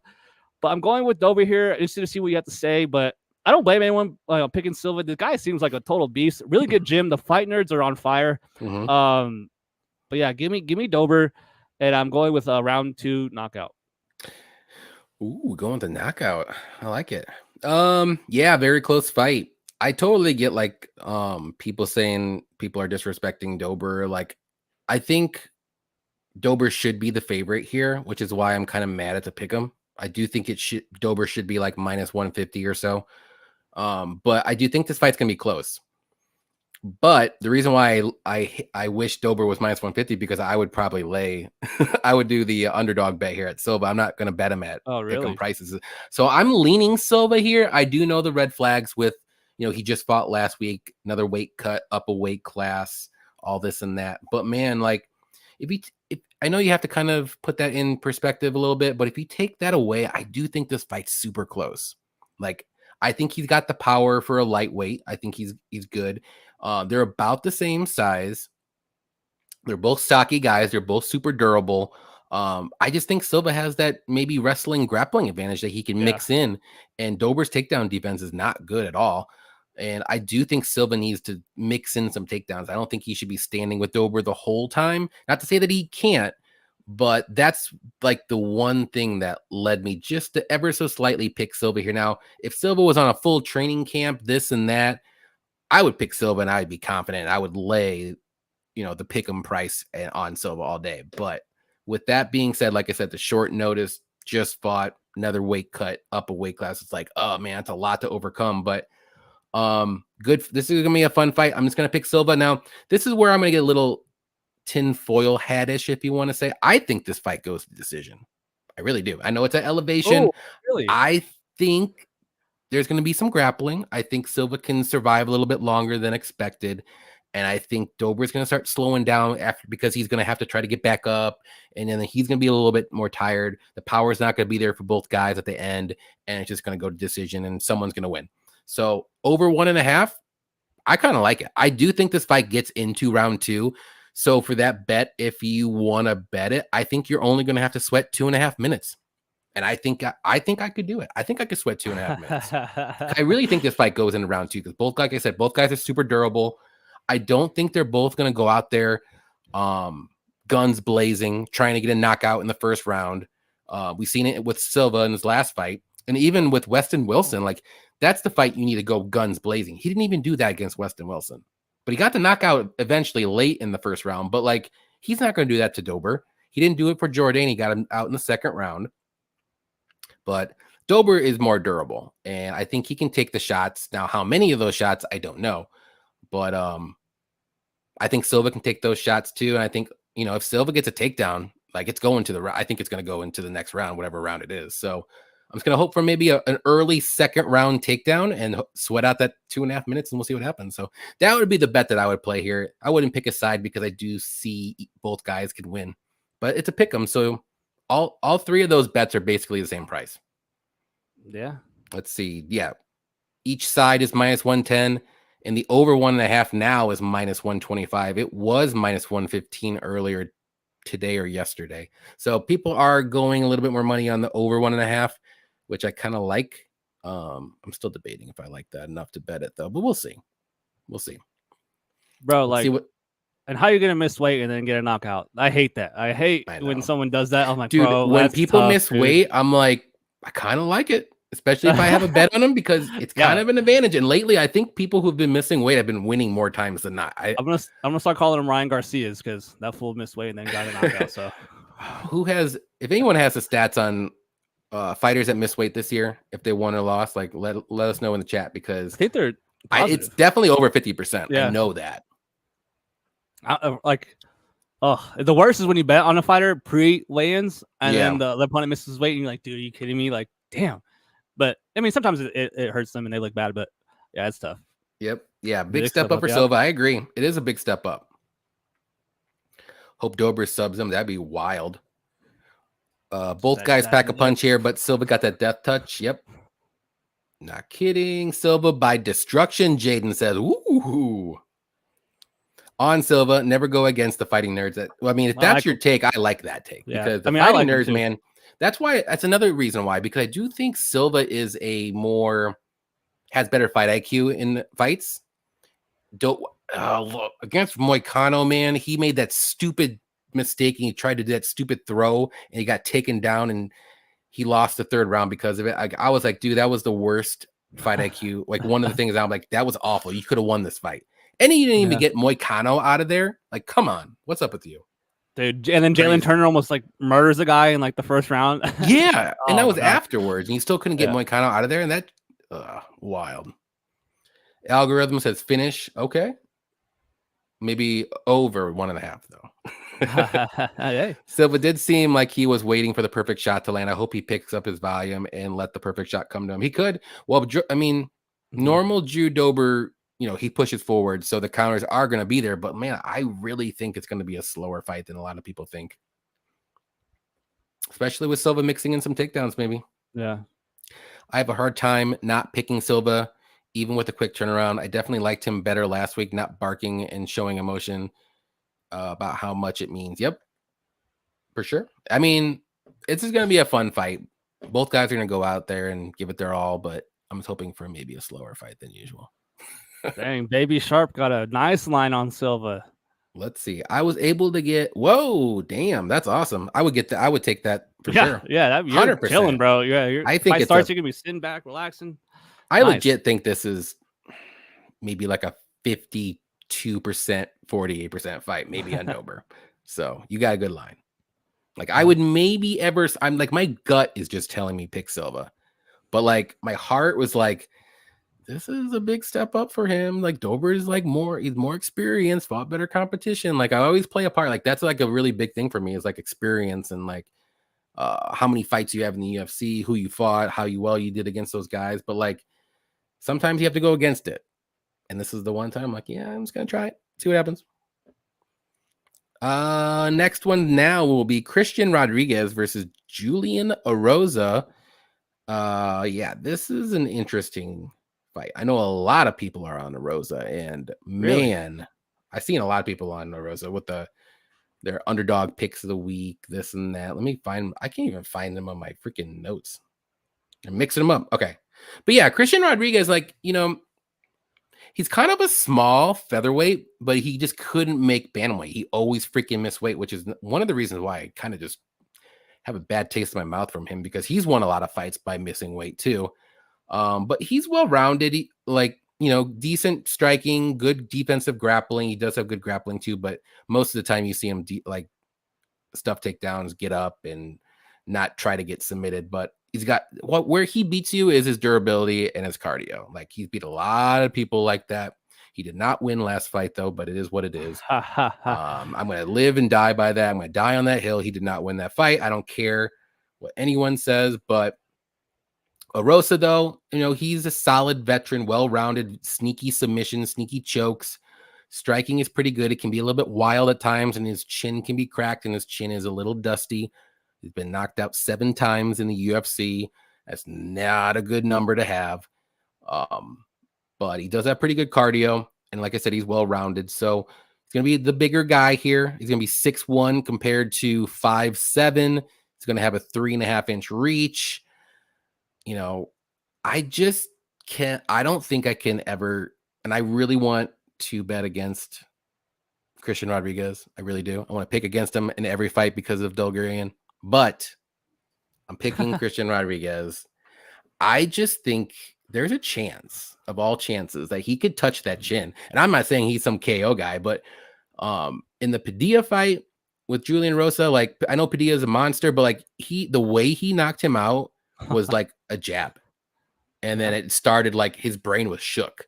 Like it was just a slight little jab. And it was just like, what? How did that knock you out? Like he didn't even land like an elbow or like anything crazy that would knock you out. But I just don't. That could happen in this fight, like something stupid like that, because I just can't trust his chin. Like maybe overall, like Erosa might be the better fighter here, but it's just the chin, the durability I can't trust. So the longer the fight goes, I do favor C-Rod too. So I'm just gonna go with C-Rod, and I'm gonna say maybe decision, maybe a late finish, like 3rd round finish. I think he can get it done. Not super confident. I don't want to bet this fight. If I would bet, it would be dog. But yeah, I think C-Rod gets it done, unfortunately. I want to bet against him so bad. Really? I don't know why. He just has that face. I had a Bulgarian. I had Bulgarian in the last fight too, and dude, Bulgarian won. I was hurt, dude. I was super. It was close, but he won. Yeah, but like, I will say, like, it's so bad to just hang on to a guy like Bulgarian did. But hey, man, like, are we just forgetting the fact that like Christian Rodriguez got dominated in that first round? He got 10-8'd, like just thrown around like he weighed nothing, and then he also lost round 1 to an 18-year-old Raul Rosas Jr. Like we've seen him, for as much as good of a grappler we think he is, like we've seen him get out grappled plenty of times in the UFC. But like he's just like you said, like he has good cardio and he's able to withstand and then come on strong, dude. If you're not putting him out, like he's gonna be in your face. He's a relentless grappler, like a dog on a bone type guy, and I like that, man. I like him. I like his ability to shoot takedowns and get in on the people's legs and really put them down on their back. But this fight's interesting because you mentioned Juicy J's chin and durability issues. I think it's dust. I think it's gone. I think he has one of the worst chins in the UFC now. Super old, 34 years old at 145. I mean, he's 7-7 in the UFC. He got a 500 fighter here in the UFC. And what's interesting is, for as much of like a red flag is durability, is like, how is C-Rod going to get to him, man? He's going to be like 2 feet taller with him, like super far away. So it is kind of interesting to think about how C-Rod's going to close distance and get in close to throw here. I have a feeling it's going to be one of those overhand rights into a takedown, into the single leg type things like DC does. But yeah, I'm going with C-Rod here. I think he kind of dominates this fight, but it can get interesting, man. Like Juicy J has really good front chokes, man. If he's able to sprawl, get that neck, and just have C-Rod shoot a sloppy shot, like I have a feeling he's going to try to get that head and either jump guillotine or pull guard or something, and from there not get it, and then from there get dominated, off his back. So I like C-Rod him. I like him as a prospect. I think someone said it in the chat. I agree. But yeah, man, give me C-Rod. I actually think he gets a late finish in this fight, if not a dominant decision here. But the height difference is a little it's significant here. So it is kind of worrisome to think about how he's going to deal with those knees up the middle, those front kicks from Juicy J here. But man, I mean, I've seen him cracked too many times. I think who was it? It was the Duadu. I think that was his like peak performance. Like I don't think we're gonna get a better Juicy J than the one we saw against Hakeem. And even then, Hakeem's not posing the threat of the grappling here that C-Rod is. But C-Rod probably shouldn't be a 145er. He should probably be a 135er, but he just can't make weight, which is definitely worrisome here as well. But give me C-Rod here. I think he does, like I said, get a late finish or win a decision here. But I'm worried here for sure. But he's still green a little bit, in my opinion. Yeah. And the guys he's beating are way smaller than Juicy J. So yeah, man, give me. He did have a good fight against Jonathan Pierce, though. Yes, and that was also up too. Yeah. And Jonathan And he's Pierce good. is way bigger. Yeah, he's good, bro. Yeah, and Pierce can crack too. So, I mean, that is a good point of reference here. But give me Rodriguez round 3 sub or decision. Right on. I like it. That's what I say. No. Basically, round 3 or decision. I think C-Rod wins. Let's see. Jaden agrees. C-Rod solid prospect. Bulgarian won. Man, yes, he did. I will live and die by it. That was like a war on Twitter that day, man. That was people I were was getting mad, dude. Yeah, people were getting mad because people were like bragging, like, that's what I thought.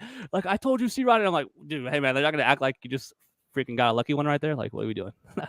Oh, right. Oh, I was so mad though. Oh, I'm still mad. I'm thinking about it. Just makes me so mad. Yanni drinking Bush. Yeah. So I discovered this Bush Light Peach. It is delightful. I don't know if anyone likes like a summer shandy type of beer, but if you like peach, like give it a shot. It's super cheap because Bush, but it's very good. Very good. Dude, it's a summertime beer. Shout out to Brandon for noticing that. I noticed it was a different color, but I was like, oh, maybe Miller Lite just changed their can. And I was like, oh, it's totally not. But dude, you want to talk about peach? I got a high noon peach tall boy. Oh, look at this.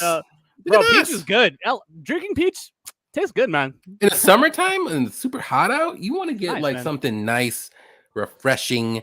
And, you know, I love me my Miller Lights. Don't get me wrong. But, like, sometimes you have to switch it up a bit. And I got this whole can or 30-pack, mind you. It's great. Shout out to my boy. Preston was in the chat. I don't know if he's still in the chat, but earlier he was. He put me onto Zyn. He gave me a Zyn one day, and I hated it. I was like, yo, I feel like trash. Like, I have a super lightheaded. Like, this feels horrible. But then recently, my boy Martin and I were at the NHL draft, and he had some Zyn, so I took some, and I loved it. I was like, yo, this is awesome. Like, this feels way better. So now I'm a Coors Light and Zyn guy. So I'm on those Zyns. I totally forgot it for this stream. That's just with chewing nicotine. Tobacco or whatever. Yeah, nicotine. Yeah, nicotine. Okay. Yeah. Gotcha. I guess if you like shandy, it works. I hated shandy. Yeah, you know, I can only have so much of them though. I can't have like 6 or 7 of these. Like they get a little bit too sweet. But like I can have 2 or 3. It's pretty good. Bro, stop. Okay. All right. Next one. Cody Brundage versus Abdul Razak Hassan Alhassan. And I believe it's your turn. Yeah, I'm going with the giant black buff dude here. Give me Abdul KO here. You know, never been super high on Cody, but I will say I called the first round knockout he had, the slam.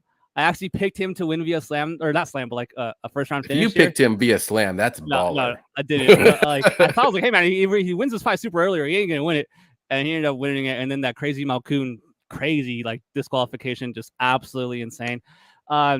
The thing with Cody, like he has crazy low fight IQ. It's absolutely absurd. I mean, this man is jumping guillotine on Rodolfo Vieira, like ADCC champion Rodolfo Vieira. Like, bro, you ain't gonna guillotine him. Like, you ain't. I don't know who told you to do that, but like, you ain't doing it. Like, what are we doing? Jump guillotine against Chase Gore. That's just a low IQ move, in my opinion.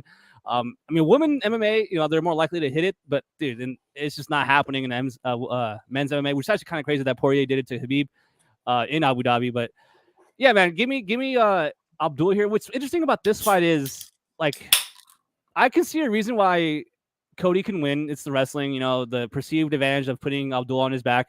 Because I don't see Abdul getting up. Like he's a big dude, thick dude, and he just doesn't have the sweeps to get up. Like he's not working for a leg into his hip. He's not posting. Like he's just on his back, dude. Like he's more worried about not getting like mounted and you know like hit, you know, taking damage. Whereas like you would see fighters try to work to get up. He's not. He's just laying there. But that's the thing. Like, is Cody smart enough to do that? Is he sitting there thinking like, "Oh, I'm gonna wrestle this guy"? Because I actually gave him a chance against Bo Nickel. I thought that he would give him a little bit of a tough test, which he did. Man, everyone thought Bo was gonna go out there and kill him in the first round. Ended up making it the second round, then got killed. But still, Bo Nickel had never been hit by a punch in the UFC, and his really bad striking defense, which I don't know how you could say one and the other in the same sense. Like either he's not getting hit or he has bad striking defense. But like his head's like there, like his head's there to get hit. And Cody Brundage, I thought, you know, would give him a little bit of a test. He denied a couple of takedowns from Bo Nickel, which is awesome. But I just don't see how he's going to be able to take a punch from Abdul. I get Abdul's almost 40 years old here, which is very bad. But I think he's actually a strong dude, man. Yeah, that's like, I don't even know if that's true. but he's just so powerful. Like even the shots that are blocked, like when you're sparring someone and they like you block a shot, that still hurts, man. Like that's not like an easy shot to take. And he has really good kicks as well, man. His thighs are enormous. He could probably squat like 600 pounds. I mean, his name's Judo Thunder, man. So I just think that Abdul has more finishing ability, obviously, especially on the feet. And I just don't really trust Cody to implement a grappling heavy game plan here, even though he does train at elevation, and so does Abdul. So it kind of evens out, and they both low-key have bad cardio, at the apex. So like, what are we going to see here in Denver? I worry that this goes all 15. It'd be a horrible fight if it does. I'm hoping someone gets a business, man. I hope someone gets worked. I'm going with Abdul Abrazak Alhassan via knockout round 1. I like it. Yeah, I mean, that's a good comment. I don't want to be I know a lot of people like Cody Brundage like as a person, which is totally cool. I like that. He's a good person, I'm sure. He's but as a fighter, we're gonna be real. He ain't good. He ain't good at all. Like, he's not good anywhere. Like, I mean, again, this is one of those moments I'm going to say where for Cody is he better than average anywhere? I don't think he nowhere. Like, I know he got a lucky. No, I don't want to say lucky. I'm not going to say lucky. He had a good slam KO, and then he beat Tresean Gore. And Tresean Gore, I don't think he's fought since. Yeah, ever since supposed to fight Bo Nickel, and then Cody took his place. Yeah, so he won against Jacob Malkoun. He was losing the Dalcha fight until Dalcha made a worse fight IQ moment. He was than fight, yeah. Cody. So really, he was on his way to losing against Dalcha. He had a good little punch to Tresean Gore, which I'm still kind of shocked that knocked out Tresean Gore the way it did. But hey, good shot. Malkoun, he was getting dominated and won by DQ. And then he had the slam, which I'm not going to take anything away from him. But I just don't think he's UFC material, I'll be honest. He has a lot of fights in the UFC after looking. I'm like, shit, he's got 1, 2, 3, 4, 5, 6, 7, 8. He's got 8 UFC. How does he have 8 UFC fights, guys? I felt that way with Petroski. I was like, what? Like, when did this happen? Like, it's crazy how some people can accumulate such, so many fights. Like, it's wild. But yeah, I think Alhassan here definitely has the power advantage. I think he's going to have the better striking. I think he's going to have good kicks. I think Cody does need to use that wrestling, but both guys don't really have, cardio. And I trust Abdul's fight IQ a little bit more than Cody. And I think Cody can make one stupid mistake. He could be winning and then he'll lose. And I can't trust that. And so I think Abdul touches him up, whether it's by a head kick, whether it's by a left hook, something like that. And I think he gets to knock out you. I'm going to say first round as well. But yeah, I don't think I like the unders in this fight too. If you want to be a little bit safe, under 2.5 is like minus 300 range or so. I think that's a pretty decent parlay. What happened? No, that's a lot. Like that's. Oh, I mean, I get it. It is juicy, but if you're looking for something to bring down a decent bet, just to get, I think this is pretty decent, but probably stay away. But I mean, Abdul money line's not bad, minus 160. I wish it was like minus 140. Dude, it was. It was at one point. I like to make hypothetical lines, like what I think it's going to be. And this one I got like on the dot. He was minus 140. I pulled up my app, 140. I was like, oh, okay, cool. They're seeing it the same way. But yeah, Abdul. There we go. Let's see what the chat says in this one. We got Numbers Mason is going with Abdul. Abdul won the 3rd round against Buckley. Yeah, that's another good point. That fight was very close. And if Abdul can look like that against Joaquin Buckley, he's winning this fight. 100% winning this fight.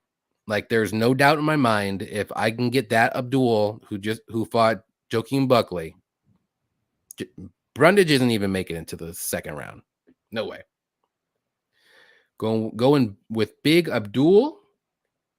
We got Ulysses. What's up? Over under 1.5. Dude, I like the over. We talked about that a little bit. I like the over 1.5. Johnny made some good points about the over. You should go back and they're both durable. I think it might be a slower fight. I think Silva can mix in some wrestling and it can just burn the clock a little bit. So I like the over, but I don't blame anybody going to under. I just don't think it's going to be like a crazy all-out brawl in the 1st round. Nice I really glasses don't. too on that pick. Nice glasses. Yeah. Yep. There we go. All right. Next, we got Gabriel Bonfim versus Loosa. Interesting fight. Bonfim's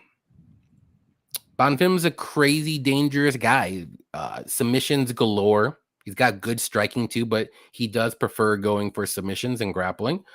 His cardio is a little bit of a red flag, as we saw in his last fight against Nicholas Dalby. We are at elevation again, so that is a little bit of a worrisome if you are thinking about maybe parlaying him. But he is definitely the more dangerous guy. But Loosa, though, he is durable. You would think if you look at him, he has this crazy power with a whole bunch of knockouts. He doesn't. He's not really a finisher, but he's solid everywhere. Good striking. He does have decent power.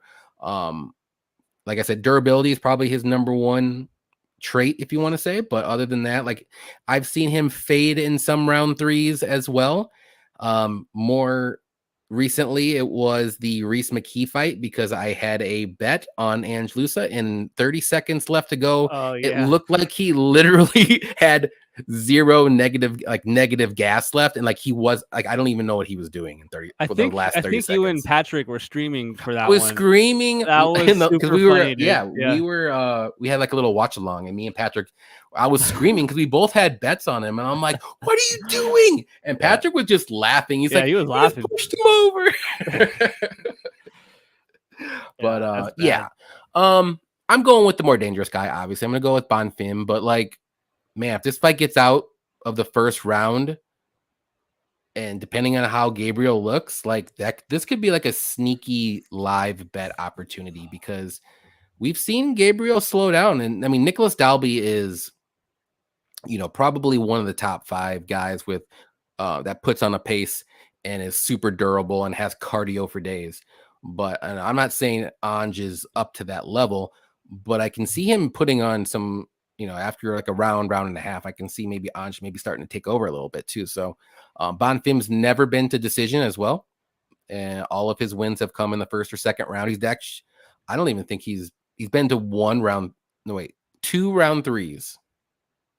So out of his 16 fights, he's only been to round 3 twice, and he won by knockout once, and he won by a submission once. So we shall see what happens here. But give me Bonfim. I'll say by submission because, like I said, he's got 12 out of his 15 wins have been by submission, and I do think he's going to be the way better grappler here. Yeah, man. Gambling wise, it's tough. It's a tough ask because on one side, like you just pointed out, man, Bonfim's getting these finishes and he's getting them super early, man. He's getting these guys out. He's taking them down or hurting them, taking them down and submitting them. Whereas Loosa has proven to be super durable, man. If Jack Della can't finish him and Bonfim does finish him, that would be, sick for Bonfim. That'd be a good fight. It has to be by sub. Yes, that's I don't see him knocking out Loosa for sure. Mm-hmm. I had Battle in that fight when he faked the eye poke and then tried to fight him after the fight was called. I was so mad, dude. Like I was more mad. I was actually more upset. I think that was the same night that Bulgarian won against C-Rod. I was so mad. Like I was mad that it got called because obviously everyone watching the fight knew that Battle was on his way. Yeah. But what he did after, right? Like he did the thing where they got in their faces. I'll kill you. I'm like, oh, okay, man. Like now I really don't like you. Like what are you doing? But it's so funny because when I bet Battle, I was like hesitant. Like I wasn't like, oh, he's gonna like dominate the fight. Like I was like, okay, it's gonna be a good fight. And so now I'm paying juice. I'm paying minus 400 on a guy that just came off dropping the ball as a huge underdog in Brazil. And now he's minus 400 against a guy that's notoriously durable at elevation at minus 400. So I'm like, okay, like that's man, that's a lot to ask for from a guy that, is relatively unproven at the UFC level. So, I mean, Loosa, his skill set, like, I don't think he's a bad grappler. I don't think he's like a horrible, like, white belt getting put on his back and held or anything. And on the feet, he is a little bit small, short and stocky guy. And I actually think that Bonfim can have a little bit of success here on the feet, whereas you would think the opposite. You would think that he would want to grapple here. I think that he could be okay on the feet here and be safe. But it's just one of those things like, how does he get the finish? Like, does he clip him, hurt him, rock him, sock him, and then submit him?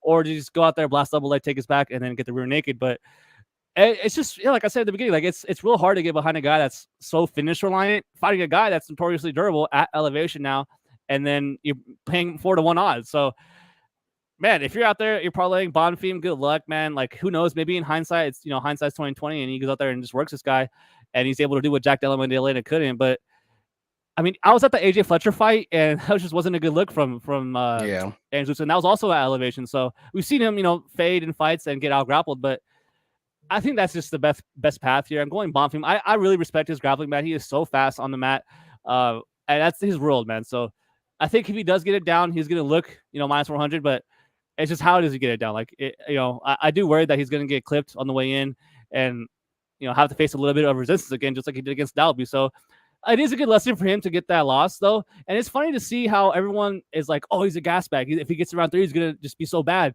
I'm like, bro, he has one loss. Like, he has one loss in his entire career. So, like, how can you even, like, really think that? But, yeah, man, I don't want to write the guy off. Give me Bonfim here. I'm going to go round 2 submission. Well, honestly, it's probably going to be round 1. Like, I'm going round 2, but, yeah, like, submission, tough to get behind a guy that's minus 400. So, yeah. Yeah, I like I wouldn't parlay the 400. I would just bet Bonfim like either submission or do like round 1 or 2 submission instead. I think you're getting better value. Obviously, you're probably going to get plus money. I think submission is still plus money if I'm not mistaken. Because I think that's going to be his path to victory. I don't see a knockout, and if he does clip him, you know what he's going to do. He's going to go for the guillotine and the choke, and he's going to get it real quick, or rear naked choke, and then just choke him out. He's not going to go continue following up with shots. Like, we've seen him do that a couple times lately. I think he did it to Trey Waters, I believe. In one I of actually those like fights. Trey too. Yeah, like he's not bad. Trey needs to work on that cardio. yeah, he's huge. But yeah, this is one of those fights. Like I said, I think the money line's overpriced. I would just do his props to submission props. What's his just inside the distance? Minus 135 inside the distance. That's not bad. Yeah, it's not bad at all. I thought I would do that. Minus 170. I thought it'd be higher. I thought it would be higher too. And the sub, the sub's not really not that much different. Plus 120. So it's about a 50 cent difference, but just in case, if you want to be a little safer, that's not bad. Let's see what everyone is saying. We got Vane in here, 4 1/4 takedowns per 15 minutes with 71% accuracy. Is that Bonfim? I'm guessing. That's a good look. Fucking legit numbers. Goddamn. Yeah. Watch along this weekend? Probably not. I like to do watch alongs if it like early starts. So I think the next super early start would be Saudi or not Saudi Arabia, Abu Dhabi. I think that one starts super early. I think it is Saudi Arabia. I think that's the first. Oh wait, no, you're right. They already did the Saudi Arabia. Yeah. Okay. So I think I could do a watch along then for sure. Yeah. Because I like the later ones. I'm already like nah. even the Leon Edwards card, they're doing it US time. I'm like, oh dude, my that's God, wild. Dude, that's crazy for them, dude. Imagine like New York City gets a card and they're like, you know what? Card starts at 11:30 at night. Like, what the hell?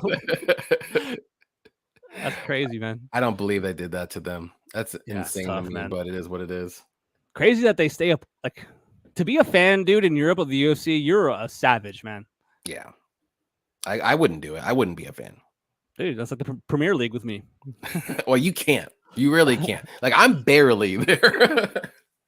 Luckily, they don't have too much. If they have any games during the week, which most of them are on Saturday and Sunday, they do start later, like in the afternoon, 2 o'clock my time. So you might be able to watch those. Nice. So it'd be like noon. But let's see. Let's get a little update here in the Uruguay, Colombia. Sorry, got no goals. Too many bush lights. Let's see. 0-0. Not a lot going on. All right, we need some goals, boys.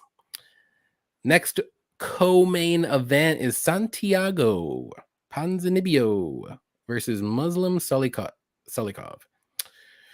I think it's your turn. Yeah. Go ahead. So yeah, straight up, let me know if in the chat, have you seen the movie Friday Night Lights? I have. Like it's been a while. there's a scene where one of the guys gets injured and the doctor tells him he can't play no more, and the player gets really mad and he yells at the doctor. He's like, "Who's paying you? Who's paying you to say that? Who's paying you?" And to me, it's like, who are these guys paying to get the co-main event? Like, what's going on? Like, how is this the co-main event? Either guy could get cut next year and no one would care. Like, what are we doing? Like, first of all, I think no one's going to grapple in this fight. For one, that helps the fans. Like, I think it's going to be a striking fight. I think that if Muslim tries to force the grappling in this fight, it's going to be bad for his cardio. I think he's going to tire himself out if he does try to wrestle here. So I do think it's going to be a 15-minute fight on the feet here. But they're both getting up there in age, man. I mean, God, like Muslim's 40 years old. Santiago's not far behind. He's 38. Going to come down to who has the better striking, who can land the more significant shots. But I actually like the striking of Muslim more than Santiago. But I think Santiago will be winning the exchanges. Muslim does something that I really don't like. He throws a ton of spinning kicks and back fists. And while maybe 1 in 10 does land and it does, swing the round or is a big moment in the fight, I feel like they're really low percentage moves and they seem to make you tired. Like, so I don't really like that he likes to do that in his fights. And like I said, if he tries to, secure a round and steal a round late in the round via the grappling, I think that's going to be negative for him. I think that's going to get him more tired at elevation here at 40 years old. So I do worry about the durability. He just coming off the finish loss against Randy Brown. But I mean, Randy Brown's length and speed is way different than Santiago at this point. Santiago, crazy health concerns, lost to Kevin Holland, a guy that had one functioning hand, never good. And even in the Morono fight that he won, he was losing that fight and got to finish late in that fight. And I said it in my video this week, a lot of times when I'm, betting fights or breaking down fights, I like kind of fall back on if I had bet them before. So I bet him on Morono, like against Morono. And I remember being like, oh, hell no. Like, this is bad. Like, this is bad. We're screwed. Boom, finish. Like, oh, thank God. So like, that's never good. Like, you never want to be, sneaking out the back door with your bets. Like, you want to be making good reads, good bets, and, have no sweat bets. But Santiago is not that. So I understand he's a favorite here. I do think he should be the favorite here. I think it's going to be a 15-minute striking fight. Both of them are going to throw down. I think I like the volume more from Santiago than Muslim. Muslim could be low output at times. And I think that's what's going to separate him in this fight. But I don't really see a huge gap really in the striking. So give me Santiago. Give me the favorite here. I think he's going to be super happy about Argentina here in a couple of days. So the vibes are high for him. So give me Santiago. Give me him. I don't know if he finishes, but it might be a sloppy, 3-round fight at elevation. So I'm going to go decision here for Santiago. Right on. Yeah, I'm on the Santiago train as well. I'm not super high. I'm not like enough to bet him at the price. Maybe if he was like minus 150, I would. But striking, like you said, I think they're both have their advantages in a way. Ponzi's going to have a little bit of reach. I think he is a little bit younger, but they're both kind of old. But I think Muslim has showed his age and like lately, if you want to say. Obviously, the Randy Brown fight, that was not a good look, and he lost to Nicholas Dalby because Nicholas Dalby beat him. So Santiago wasn't going to beat Kevin Holland for sure. I think this is more of a fight for him to win, get back on track. But I mean, I don't want to completely write off Muslim because he is a very good striker. He is dangerous early at least. But as the fight goes on, I think it's only going to favor Santiago. I think Muslim's cardio fades quicker, especially at elevation. And we've seen Santiago in round 3 where he comes back and wins against Alex Morono. So that there alone, I know it's not a great look, but he's going to be there in round 3, and he might have the better cardio to do that again. So I'll take Ponzinibbio. I like the decision, but maybe round 3 decision just in case. I don't know what the odds are, but I'm going to look at that just because that might be a decent play if it's plus money. If we see a flash KO, I'll be surprised. I'd be surprised in this fight too. Yeah, because Randy Brown and Kevin Holland are way more dangerous than both these guys for sure. And even Kevin Holland wasn't able to flash KO Santiago. It took him to the 3rd round. So let's see. I agree with you, Baby Sharp. There we go. Ponzinibbio to win in round 3 or decision plus 140. Not bad. Oh, wow. Really? Not a bad look. Uh-oh. Look at the comments. Derek Izzy. Let's see.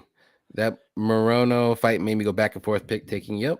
Especially with Morono looking like crap against Nico Price, too. That's like really bad. Yeah. Yeah, I can see a finish, too. I really can. So, I mean, again, I don't want to bet every fight. You don't have to bet for every fight, even though I like to bet every fight because it's fun. But yeah, this one's a weird one. So he low-key was losing that fight. Yep, exactly. Yeah. Salikhov round 1 KO is 850. So much of his win equity is round 1. Yep. Yeah, there you go. Yeah, dude. That's the way to do it if you like it. His striking is not like bad. Like, he has good form. He's just fucking 40 years old. And then he has those crazy wheel kicks too. Like Yeah. they're sneaky, and he might land one and knock him out. So I'm not saying Santiago is some kind of like crazy durable guy. He can be knocked out, but he's not. His chin isn't super dusty either. He does make fights a little bit closer than you would like, if you want to say, but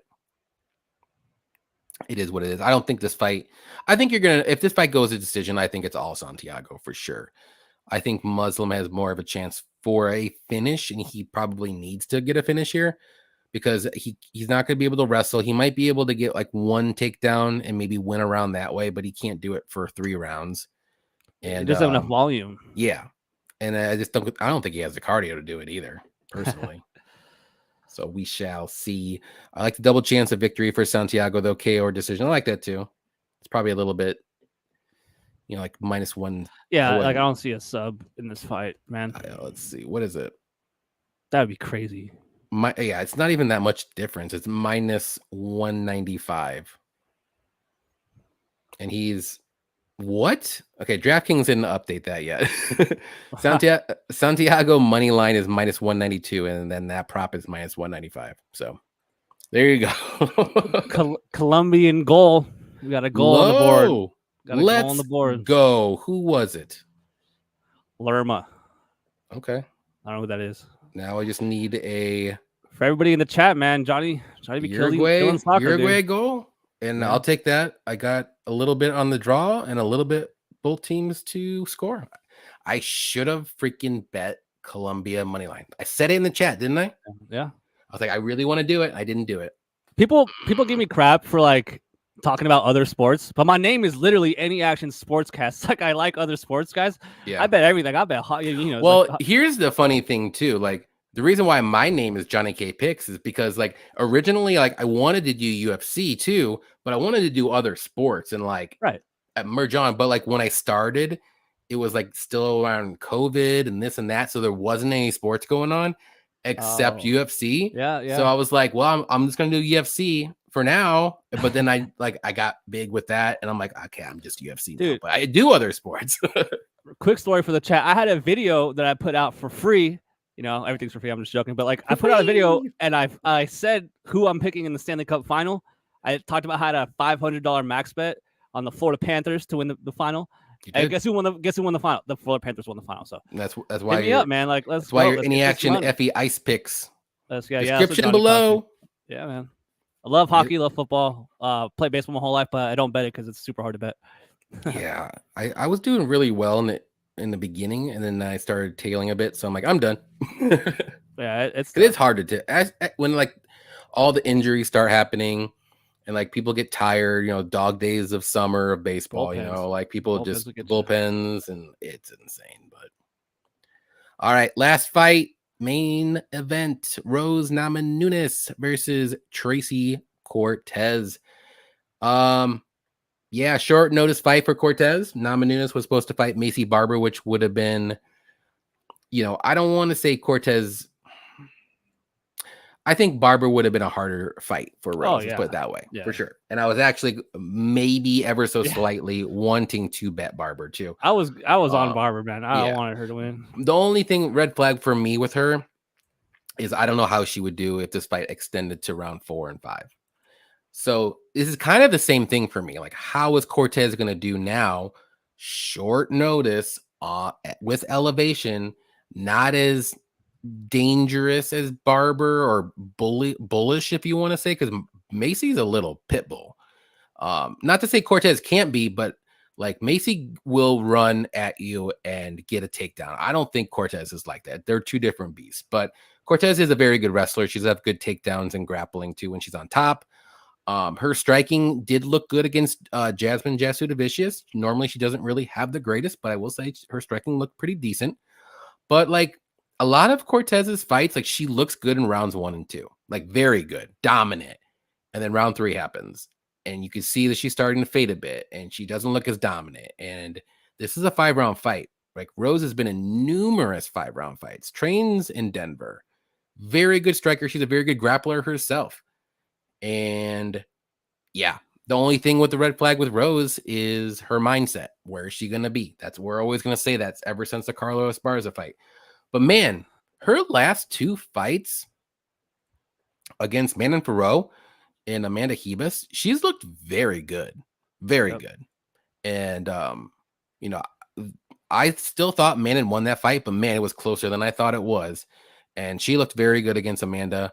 I think she's going to get this one done. Now, do I think she's going to dominate? I mean, there is a chance if I was to say if someone is to dominate this fight, it will be Rose, not Cortez. But Cortez is going to be good early. I'll tell you, rounds 1 and 2 for sure. But I think she's going to fade. And Rose will only step up, and I think she's going to take over the striking. The takedowns are going to come less and less with Cortez too. And like I said, Rose has good grappling off her back. She's got good sweeps. We've seen it in the Hebus fight too. And yeah, I trust Rose here. I think she gets this one done. I'm going with the better striker. And I do think she has a potential to get maybe a late finish, maybe around 4 or 5, because I just don't know. I don't think Cortez is going to be able to hang in there for 5 rounds. She's never been in 5 rounds before. If she has, maybe early in her career, like on the regional scene, but I don't even think so. I didn't go that far back.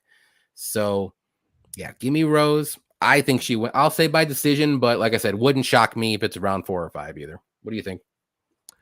Yeah, so right away, like, I think the line's crazy. I think it's pretty wide. I think that it's going to play out a little closer than that. I do think it goes all 5 rounds. You're leaving it in the hands of the judges. And that's a lot to pay there to hope that they score it right. But, the threat of the wrestling from Tracy here is a real factor for sure, man. If you ever seen that Jillian Robertson grappling match with Rose, I mean, Jillian gets her down and passes her and gets her back and chokes her like instant, bro. It was like an instant sub. Super bad look for Rose.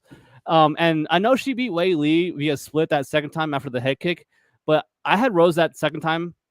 But one of the things that was really worrying me was Wei Li's a good wrestler, man. She's physical, man. She works with the Hickman brothers over there at Bang Tao, and I knew she would come in with a really good, strong wrestling game, not game plan, but like if it does enter that realm, she'd be looking good. But to me, like Wei Li is way more physically like built and strong and more of a force than a lot of these fighters that Rose has been fighting since, and she held her own. So like on one hand, yeah, like she got taken down. Oh shit! Sorry, Colombia got a red card. Oh fuck, they're fucked.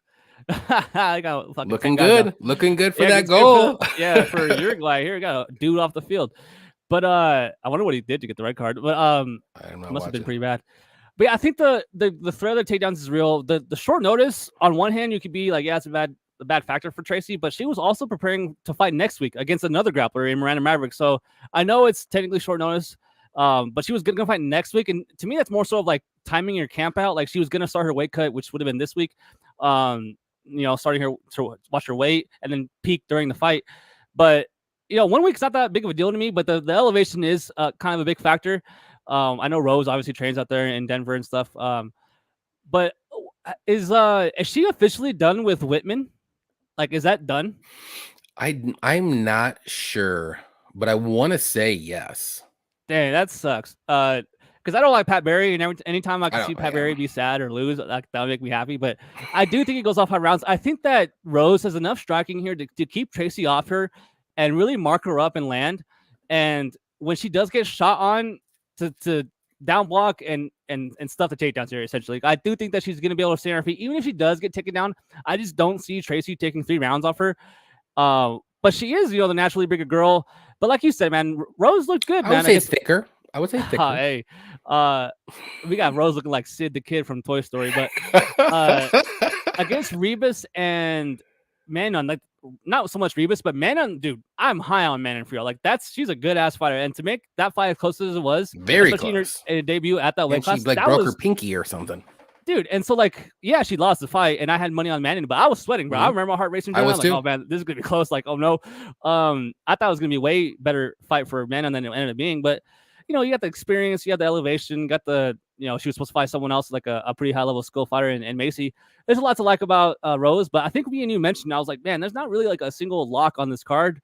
And we were like, well, how about Rose? And to me, it's like, for one, I think the line's a little bit wide. And for two, like, she is a little bit of a mental head case. It's kind of weird though. Like no one wants to talk about how Wei Li said that she got thrown off in her fight mentally when she was walking out and people were booing her and she was like, True. She didn't like that. And I'm like, well, how come no one talks about that? But and then Tracy literally pulled out on fight day because of mental health issues against Rebus, and no one talks about that either. Like so, like both these fighters are mentally unstable. So, give me Rose. I didn't even think about that for the Tracy Cortez fight there.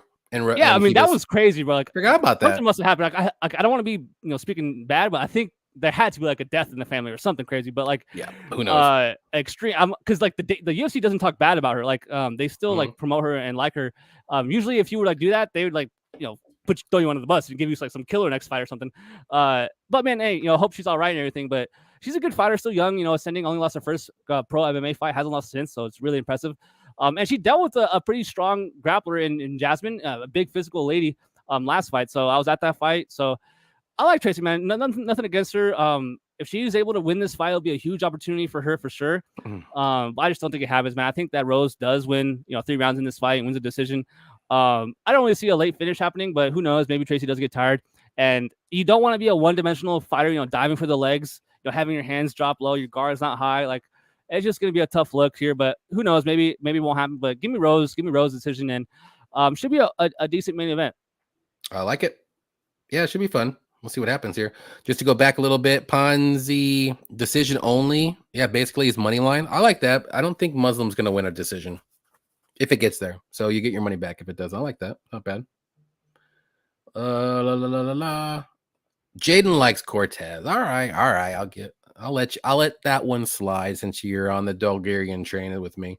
I think Cortez is going to leave herself vulnerable during a takedown attempt and Rose subs her.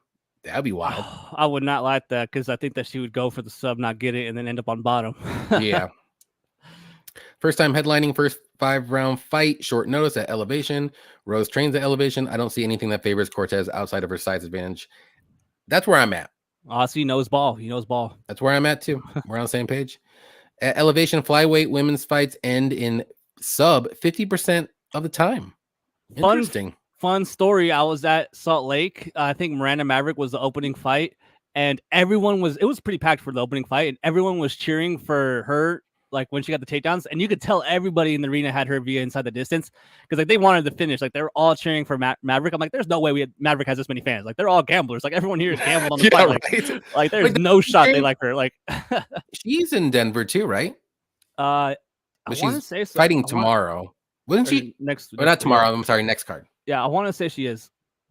She's with Jillian in them, I think, right? Or no, that's Goat Shed. No. No, she's with She's with who? I don't remember. Bugging me now. Yeah. You're agree with score in the second half? Yeah, they better score in the second half now. 1-0 now, yeah. Johnny, he threw a UFC elbow. That's wild. Some guy had 2 yellows. I just saw that. He had a yellow card 31 minutes in, and then he got another one 45-1. Whoopsie daisies. Oh, she trains with Sanhagen in did throw an elbow. Where's he? Shit, he did. Elevation. It's literally called Elevation. Okay, cool. So there you go. Yeah, I'll have to look at the replays on that. That's pretty funny. Rose sub 345. That's a sneaky play, actually. I like that. Those are crazy odds. Those are definitely crazy odds. I know FanDuel has those kinds of props for sure. Cortez minus 5.5 would be a solid part. You mean plus 5.5? Because minus she would be plus money because she's already the dog for sure. Excellent points on the mental aspect. Skill wise, I would think Rose would dominate, but does Rose want it? I think I don't know if she wants it like championship level, but I think she's there. If that makes sense. Like I'm not. It's weird. Whenever she has the belt, I just feel like something in her mind is just like it's not there. Like she's not hungry enough, or she's very timid, or I don't know. However you want to word it. Dude, but like hometown crowd. You got your family there. There's big lights, main event. I can see the pressure get into Rose, even though she's had title fights and stuff like that. But like, true. Who knows? I don't know. I can see Cortez winning 2 rounds, but not finishing. Yeah, exactly. Or winning. That's about where I see it. I think at best, I think she wins 2 rounds. I don't think she'll win all 3 or more. We got 138 MMA. Tyler, what's up, man? My Just got out of boy. jiu-jitsu. Glad you're all still alive, or still live. I would say alive.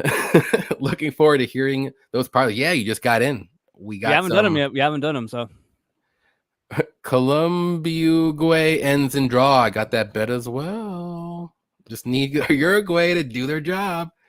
You guys talking about the new Flowers Elder? Yeah, we started that one off. We both are on Elder. We both like Elder a lot. I don't think Darius is good. yeah. Or- I mean, well, let's say no tape well, off the top of my head. UFC I'm leaning level. Elder. UFC level. I like Elder. I think he's solid. Like he's one of those fighters where I think he can stick around in the UFC. He'll be like that fringe 15, top 15, 20, 25 guy. Did you see Darius's tweet about the fight? Because he was kind of alluding to it, like, yo, like I just took the call. Yeah, like, I saw that. I'm like, what's going on? Teofimo Lopez next to him? The boxer? Was that Teofimo Lopez, like the guy he took the picture with? I was like, why the hell is he with the boxer right here? That's crazy. But yeah, I mean, Flowers, I mean, not still high on the guy. Cortez decision. I can see it, man. I mean, that's how she wins. I don't hate it. I don't hate it. She just won her. I try to give you I try to give you some props, Dev, and then you come out with this decline crap. She's on her way. Did you see the Carla Esparza fight? That's as low as you can get, bro. There's no lower than that. She's on the way up. But yeah, that's just me. Okay, so it's bets time. Let's start off with the safe parlay. I know we kind of already bookmarked it a little bit, but I do like that Jasmine plus 3.5. Yep. minus 245. I think she wins a round for sure. I don't see a finish in that fight. You agree with that one?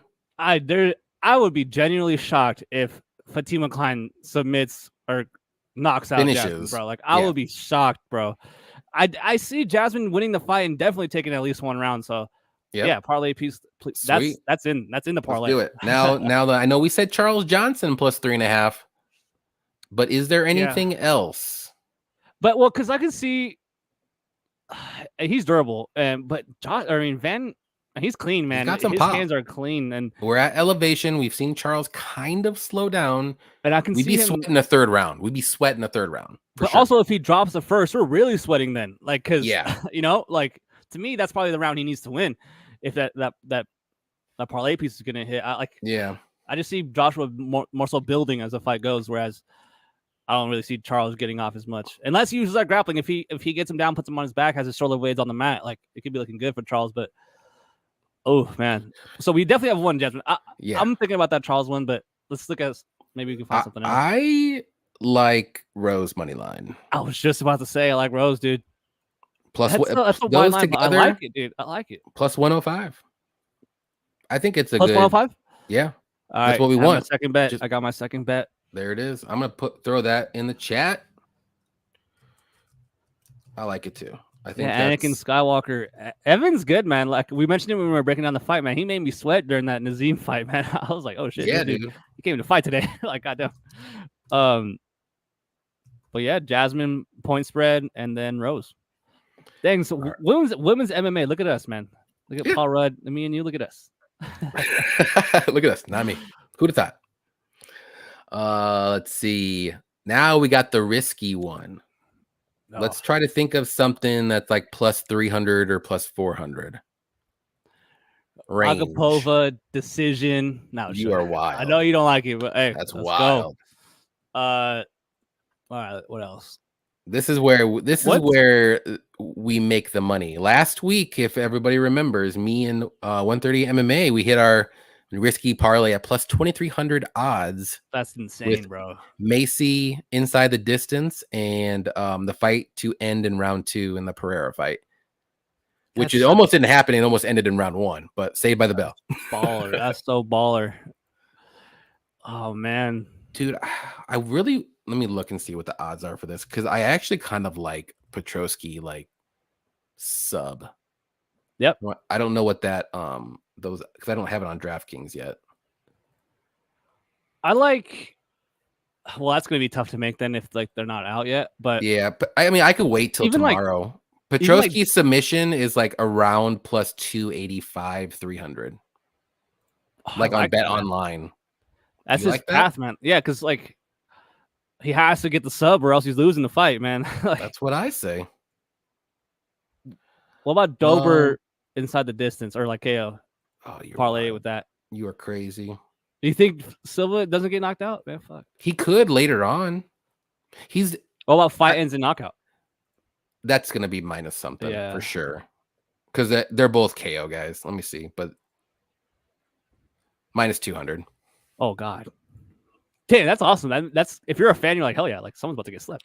Dober KO is plus 175. We need something juicier. What about C-Rod? KO? Or like some sort of method, you know? I was thinking Maybe C-Rod, KO. KO. That, Plus I feel like a ground and 250? pound isn't crazy, you know? I know us Tyler's boy, he's a big DCJ fan. Yeah, he might be mad at us. Plus 250. Okay, we can maybe deal with that one. What about Bonfim inside the distance? I know it wasn't crazy. Yeah, that was like plus. That was minus 135. First round sub. Yeah. So I like Petroski's sub. Like I like, or at least inside the distance. I mean, he's not knocking out for him, but Yeah, I don't think he's gonna knock out for him. If he does drop him, he's gonna go for a sub right away. yeah. Bonfim round 1 submission is plus 300. Man, this guy's never been finished like that though. I know. He's like a freaking traps from Round hell, 1 KO for Abdul. What's that? Let me find it. That's where you at? pretty likely. It's got to be plus money though. His money line's only minus No, it's 140, only right? plus 165. That's gross. Damn. Man, there's low key a lot of close fights on this card, man. Yeah. I'm telling you, man. Or fine, I'll let you convince me into a Santos method, even though I think she loses. Sub. And that might look like the easiest, you know, It could. method of victory ever, but Plus 180. It's really not all that really great. But with parlay with What about? else, Oh wait. What if we go Brundage with DQ. like KO? for Santos? Yeah. Not.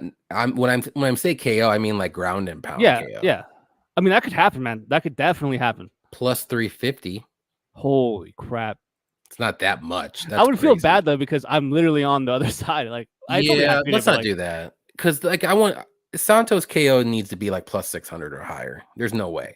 I mean, Macy Chazon was plus 500 for inside the distance. For God's sake, dude, that cut was unbelievable. Yeah. God, that was tough.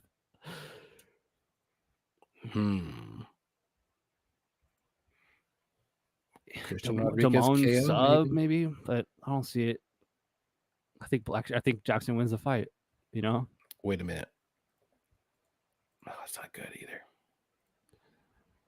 It's not good enough. There's not a lot of great props out there. This one's for like long shots. It's kind of tough because they're not giving us much on the lines. What's anything on the co-main? I was looking at Santiago, either KO or KO is plus 165. Decision is plus 200. It's not even all that great either. Montel couldn't finish JP, but he rocked him like all over the place in that fight. Yeah. That was when JP got his girl taken too, man. That was tough. Yeah, it's wild. I think we gotta go like crazy long. Something crazy. I think we're looking at maybe that's not even that great. Bonfim round 1. Hold on. What's 1 or 2 submission? That I'd have to look on FanDuel.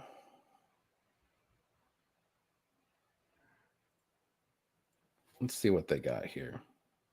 This is cool because I like the chat. Like they're like throwing their opinions in, and that's pretty cool. Go ahead and say it. I'm not looking Yeah, at like any of the chat. I'm just looking at it. like Anakin Skywalker's talking about how Montel got taken down by JP Buys, which is a bad look, but he's a little South African wrestler, so that's all he does really. And then Baby Sharp's like, I hope Silva does it because man, I put some action on him. Yeah, that might. There's a few where like the fight might end, and in hindsight, they'd be like, "Oh, dude, that was like the easiest close line you could ever had," type stuff. But one or two sub is plus 155. Ugh. Fuck. Blackshear round 1 was plus 1,000. I don't think he's putting him out. Yeah, see, Bonfim. I actually like Bonfim sub round, like, and then around Round 2. What's that? Bonfim round 2 sub, or maybe just even round 2. I could do that. Round 2 is plus 350, just whether it's by knockout or that's better. Yeah, that's better. Or fight ends in round 2, plus 300. It could be Loosa maybe getting a knockout. Or round 3 is plus 550. And we know if the fight goes That's quite interesting. Now we're starting to cook a little. I like it. Battle took down Loosa once, but he also got taken down like 5,000 times by Renat. Loosa's fucking durable. Yeah, it's like really hard to get in front of a guy that's super durable and then like try to bet on the guy to get finished here early. Yeah. Loosa doesn't get finished or get finishes. I think I might like this level. The Bonfim fight to end in round 2. Okay. I can see Bonfim getting a finish, and I can see Bonfim getting finished in round 2 too. I like it. Plus 300, and then if I can't find out Petroski, and let's see. Petroski inside the distance is about 225, and sub is plus 285. Oh man. He's so bad though. I don't think he's gonna get a knockout. Bad. It's gonna be by submission. Yeah. Are we 100% on Petroski though? I think he gets a sub, dude. I think he gets a sub. Gets a sub too. He's got fight doesn't go has to be minus like 1,000. He's got 4 subs and 4 KOs. I thought he'd have way more subs. I can't believe he didn't finish fucking GM3. Yeah. He rocked his ass. And Fremd's been KO'd twice and subbed once, and it was by Trayshawn Gore in the second round. Wait a minute. What about Van decision? It's probably if the young buck drops the ball, hey, it happens. But he should win that fight, and he should win this via decision. If he gets put on his back by Charles, and Charles comes out and wrestles for the first time ever, I mean, yeah, it's minus 125. Oh Jesus! We'd have to go Charles to win by decision at plus 300. Oh, which isn't. I don't see him getting finished. Idea. So, some of these judges have been freaking. Some of these judges are just so bad. Like whoever gave Costas the Sean Strickland fight, bro, like bro, like he should never be around the UFC ever again. Yeah. So it happens, man. Let's see. I think Petroski sub, and then the Bonfim fight to end in round 2. I think that's where we should go. That's just me. What do you think? I like it, dude. It'll be annoying if he gets him out in there in round 1, but even then, I would be like okay with it because that's pretty surprising to see Loosa get finished in the first round like that.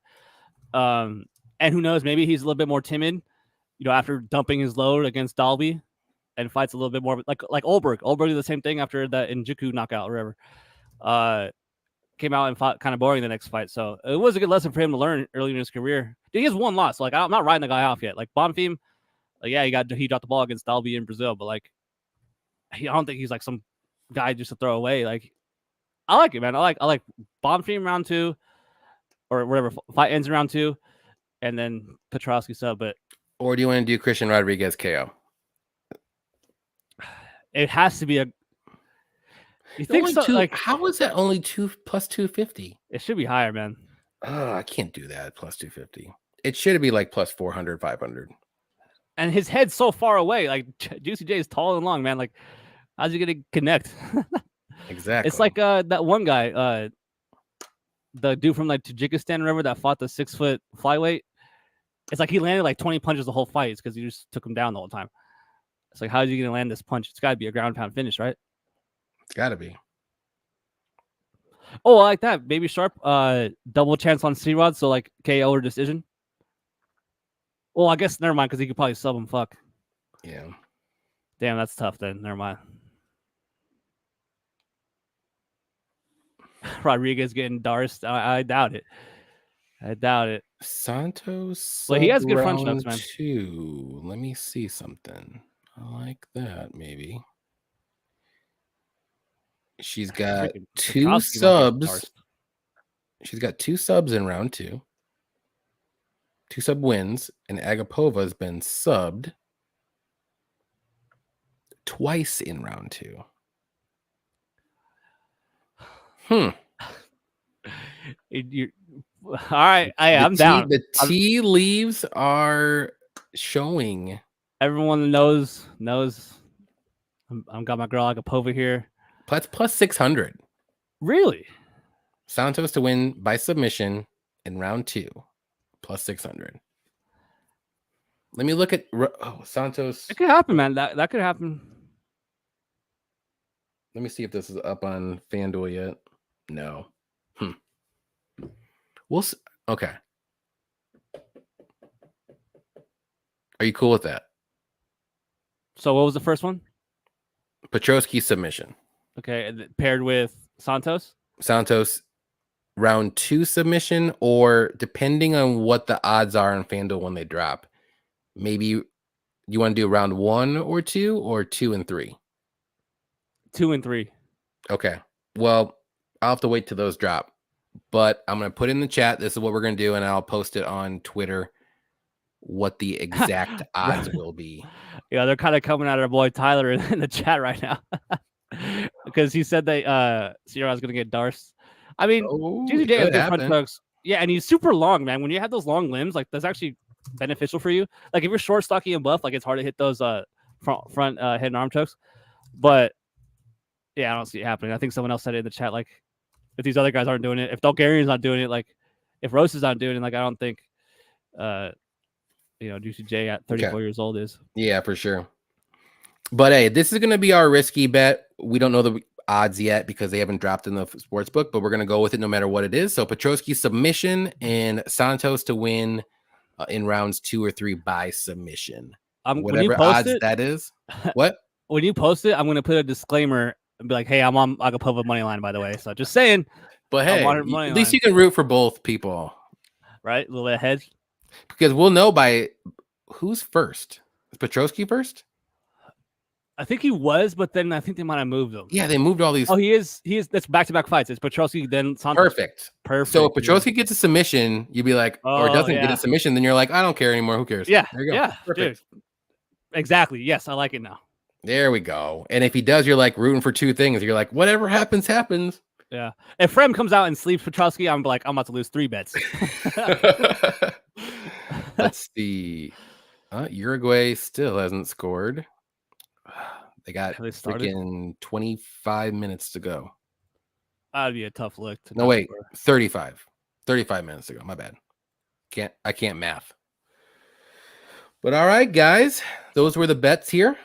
Appreciate everybody hanging out with us, all 152 of you for 2 hours. We definitely appreciate you putting all your bets and picks in the chat, hanging out with me and Effie.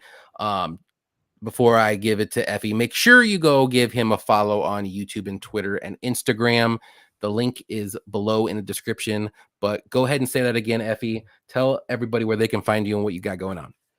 Yeah, man, hit me up on YouTube, Any Action Sportscast. At this point, I'm I don't even want subscribers. I want to be the guy with like no subscribers that everyone knows for some reason just doesn't have subscribers. But hit me up in the comments, and I like going back and forth with people. I think last card, some guy was like, "Dude, you don't watch tape. How could you pick this guy?" And then I kind of I stopped watching after that. Yeah, right. And I defended my stance, and then he like apologized. He was like, "Oh, dude, sorry. Like you're right. Like you actually make good points, blah blah blah." But I think it was that Asian dude that was a super big favorite, or whatever. Oh yeah. But yeah, Any Action Sportscast, hit me up, man. I do videos every single week. Nice to have the off week last week, but we're back in it, man. Next card, not the best, but the one after is really good. The one after that again is really good. So yeah, man, love the UFC, love MMA, love watching tape, and just digging into this stuff. So yeah, man, hit me up. Any Action Sportscast on YouTube, same thing on Twitter, and yeah, Instagram as well. So hit me up. Let's get those subscribers up. I'll do a show with no glasses when I hit 500. So there we go. Love it. Love it. So yeah, on your way out, please hit that like button if you haven't on YouTube already. And we'll see you next week. We'll have a different guest here. And good luck on everyone's bets, on their picks, all that good stuff. And be on the lookout for on Twitter. I'll post our show bets here whenever the props drop. So maybe tomorrow, maybe Friday, who knows. Yeah. Take care, guys. Have fun. Be safe. Good luck. Let's go.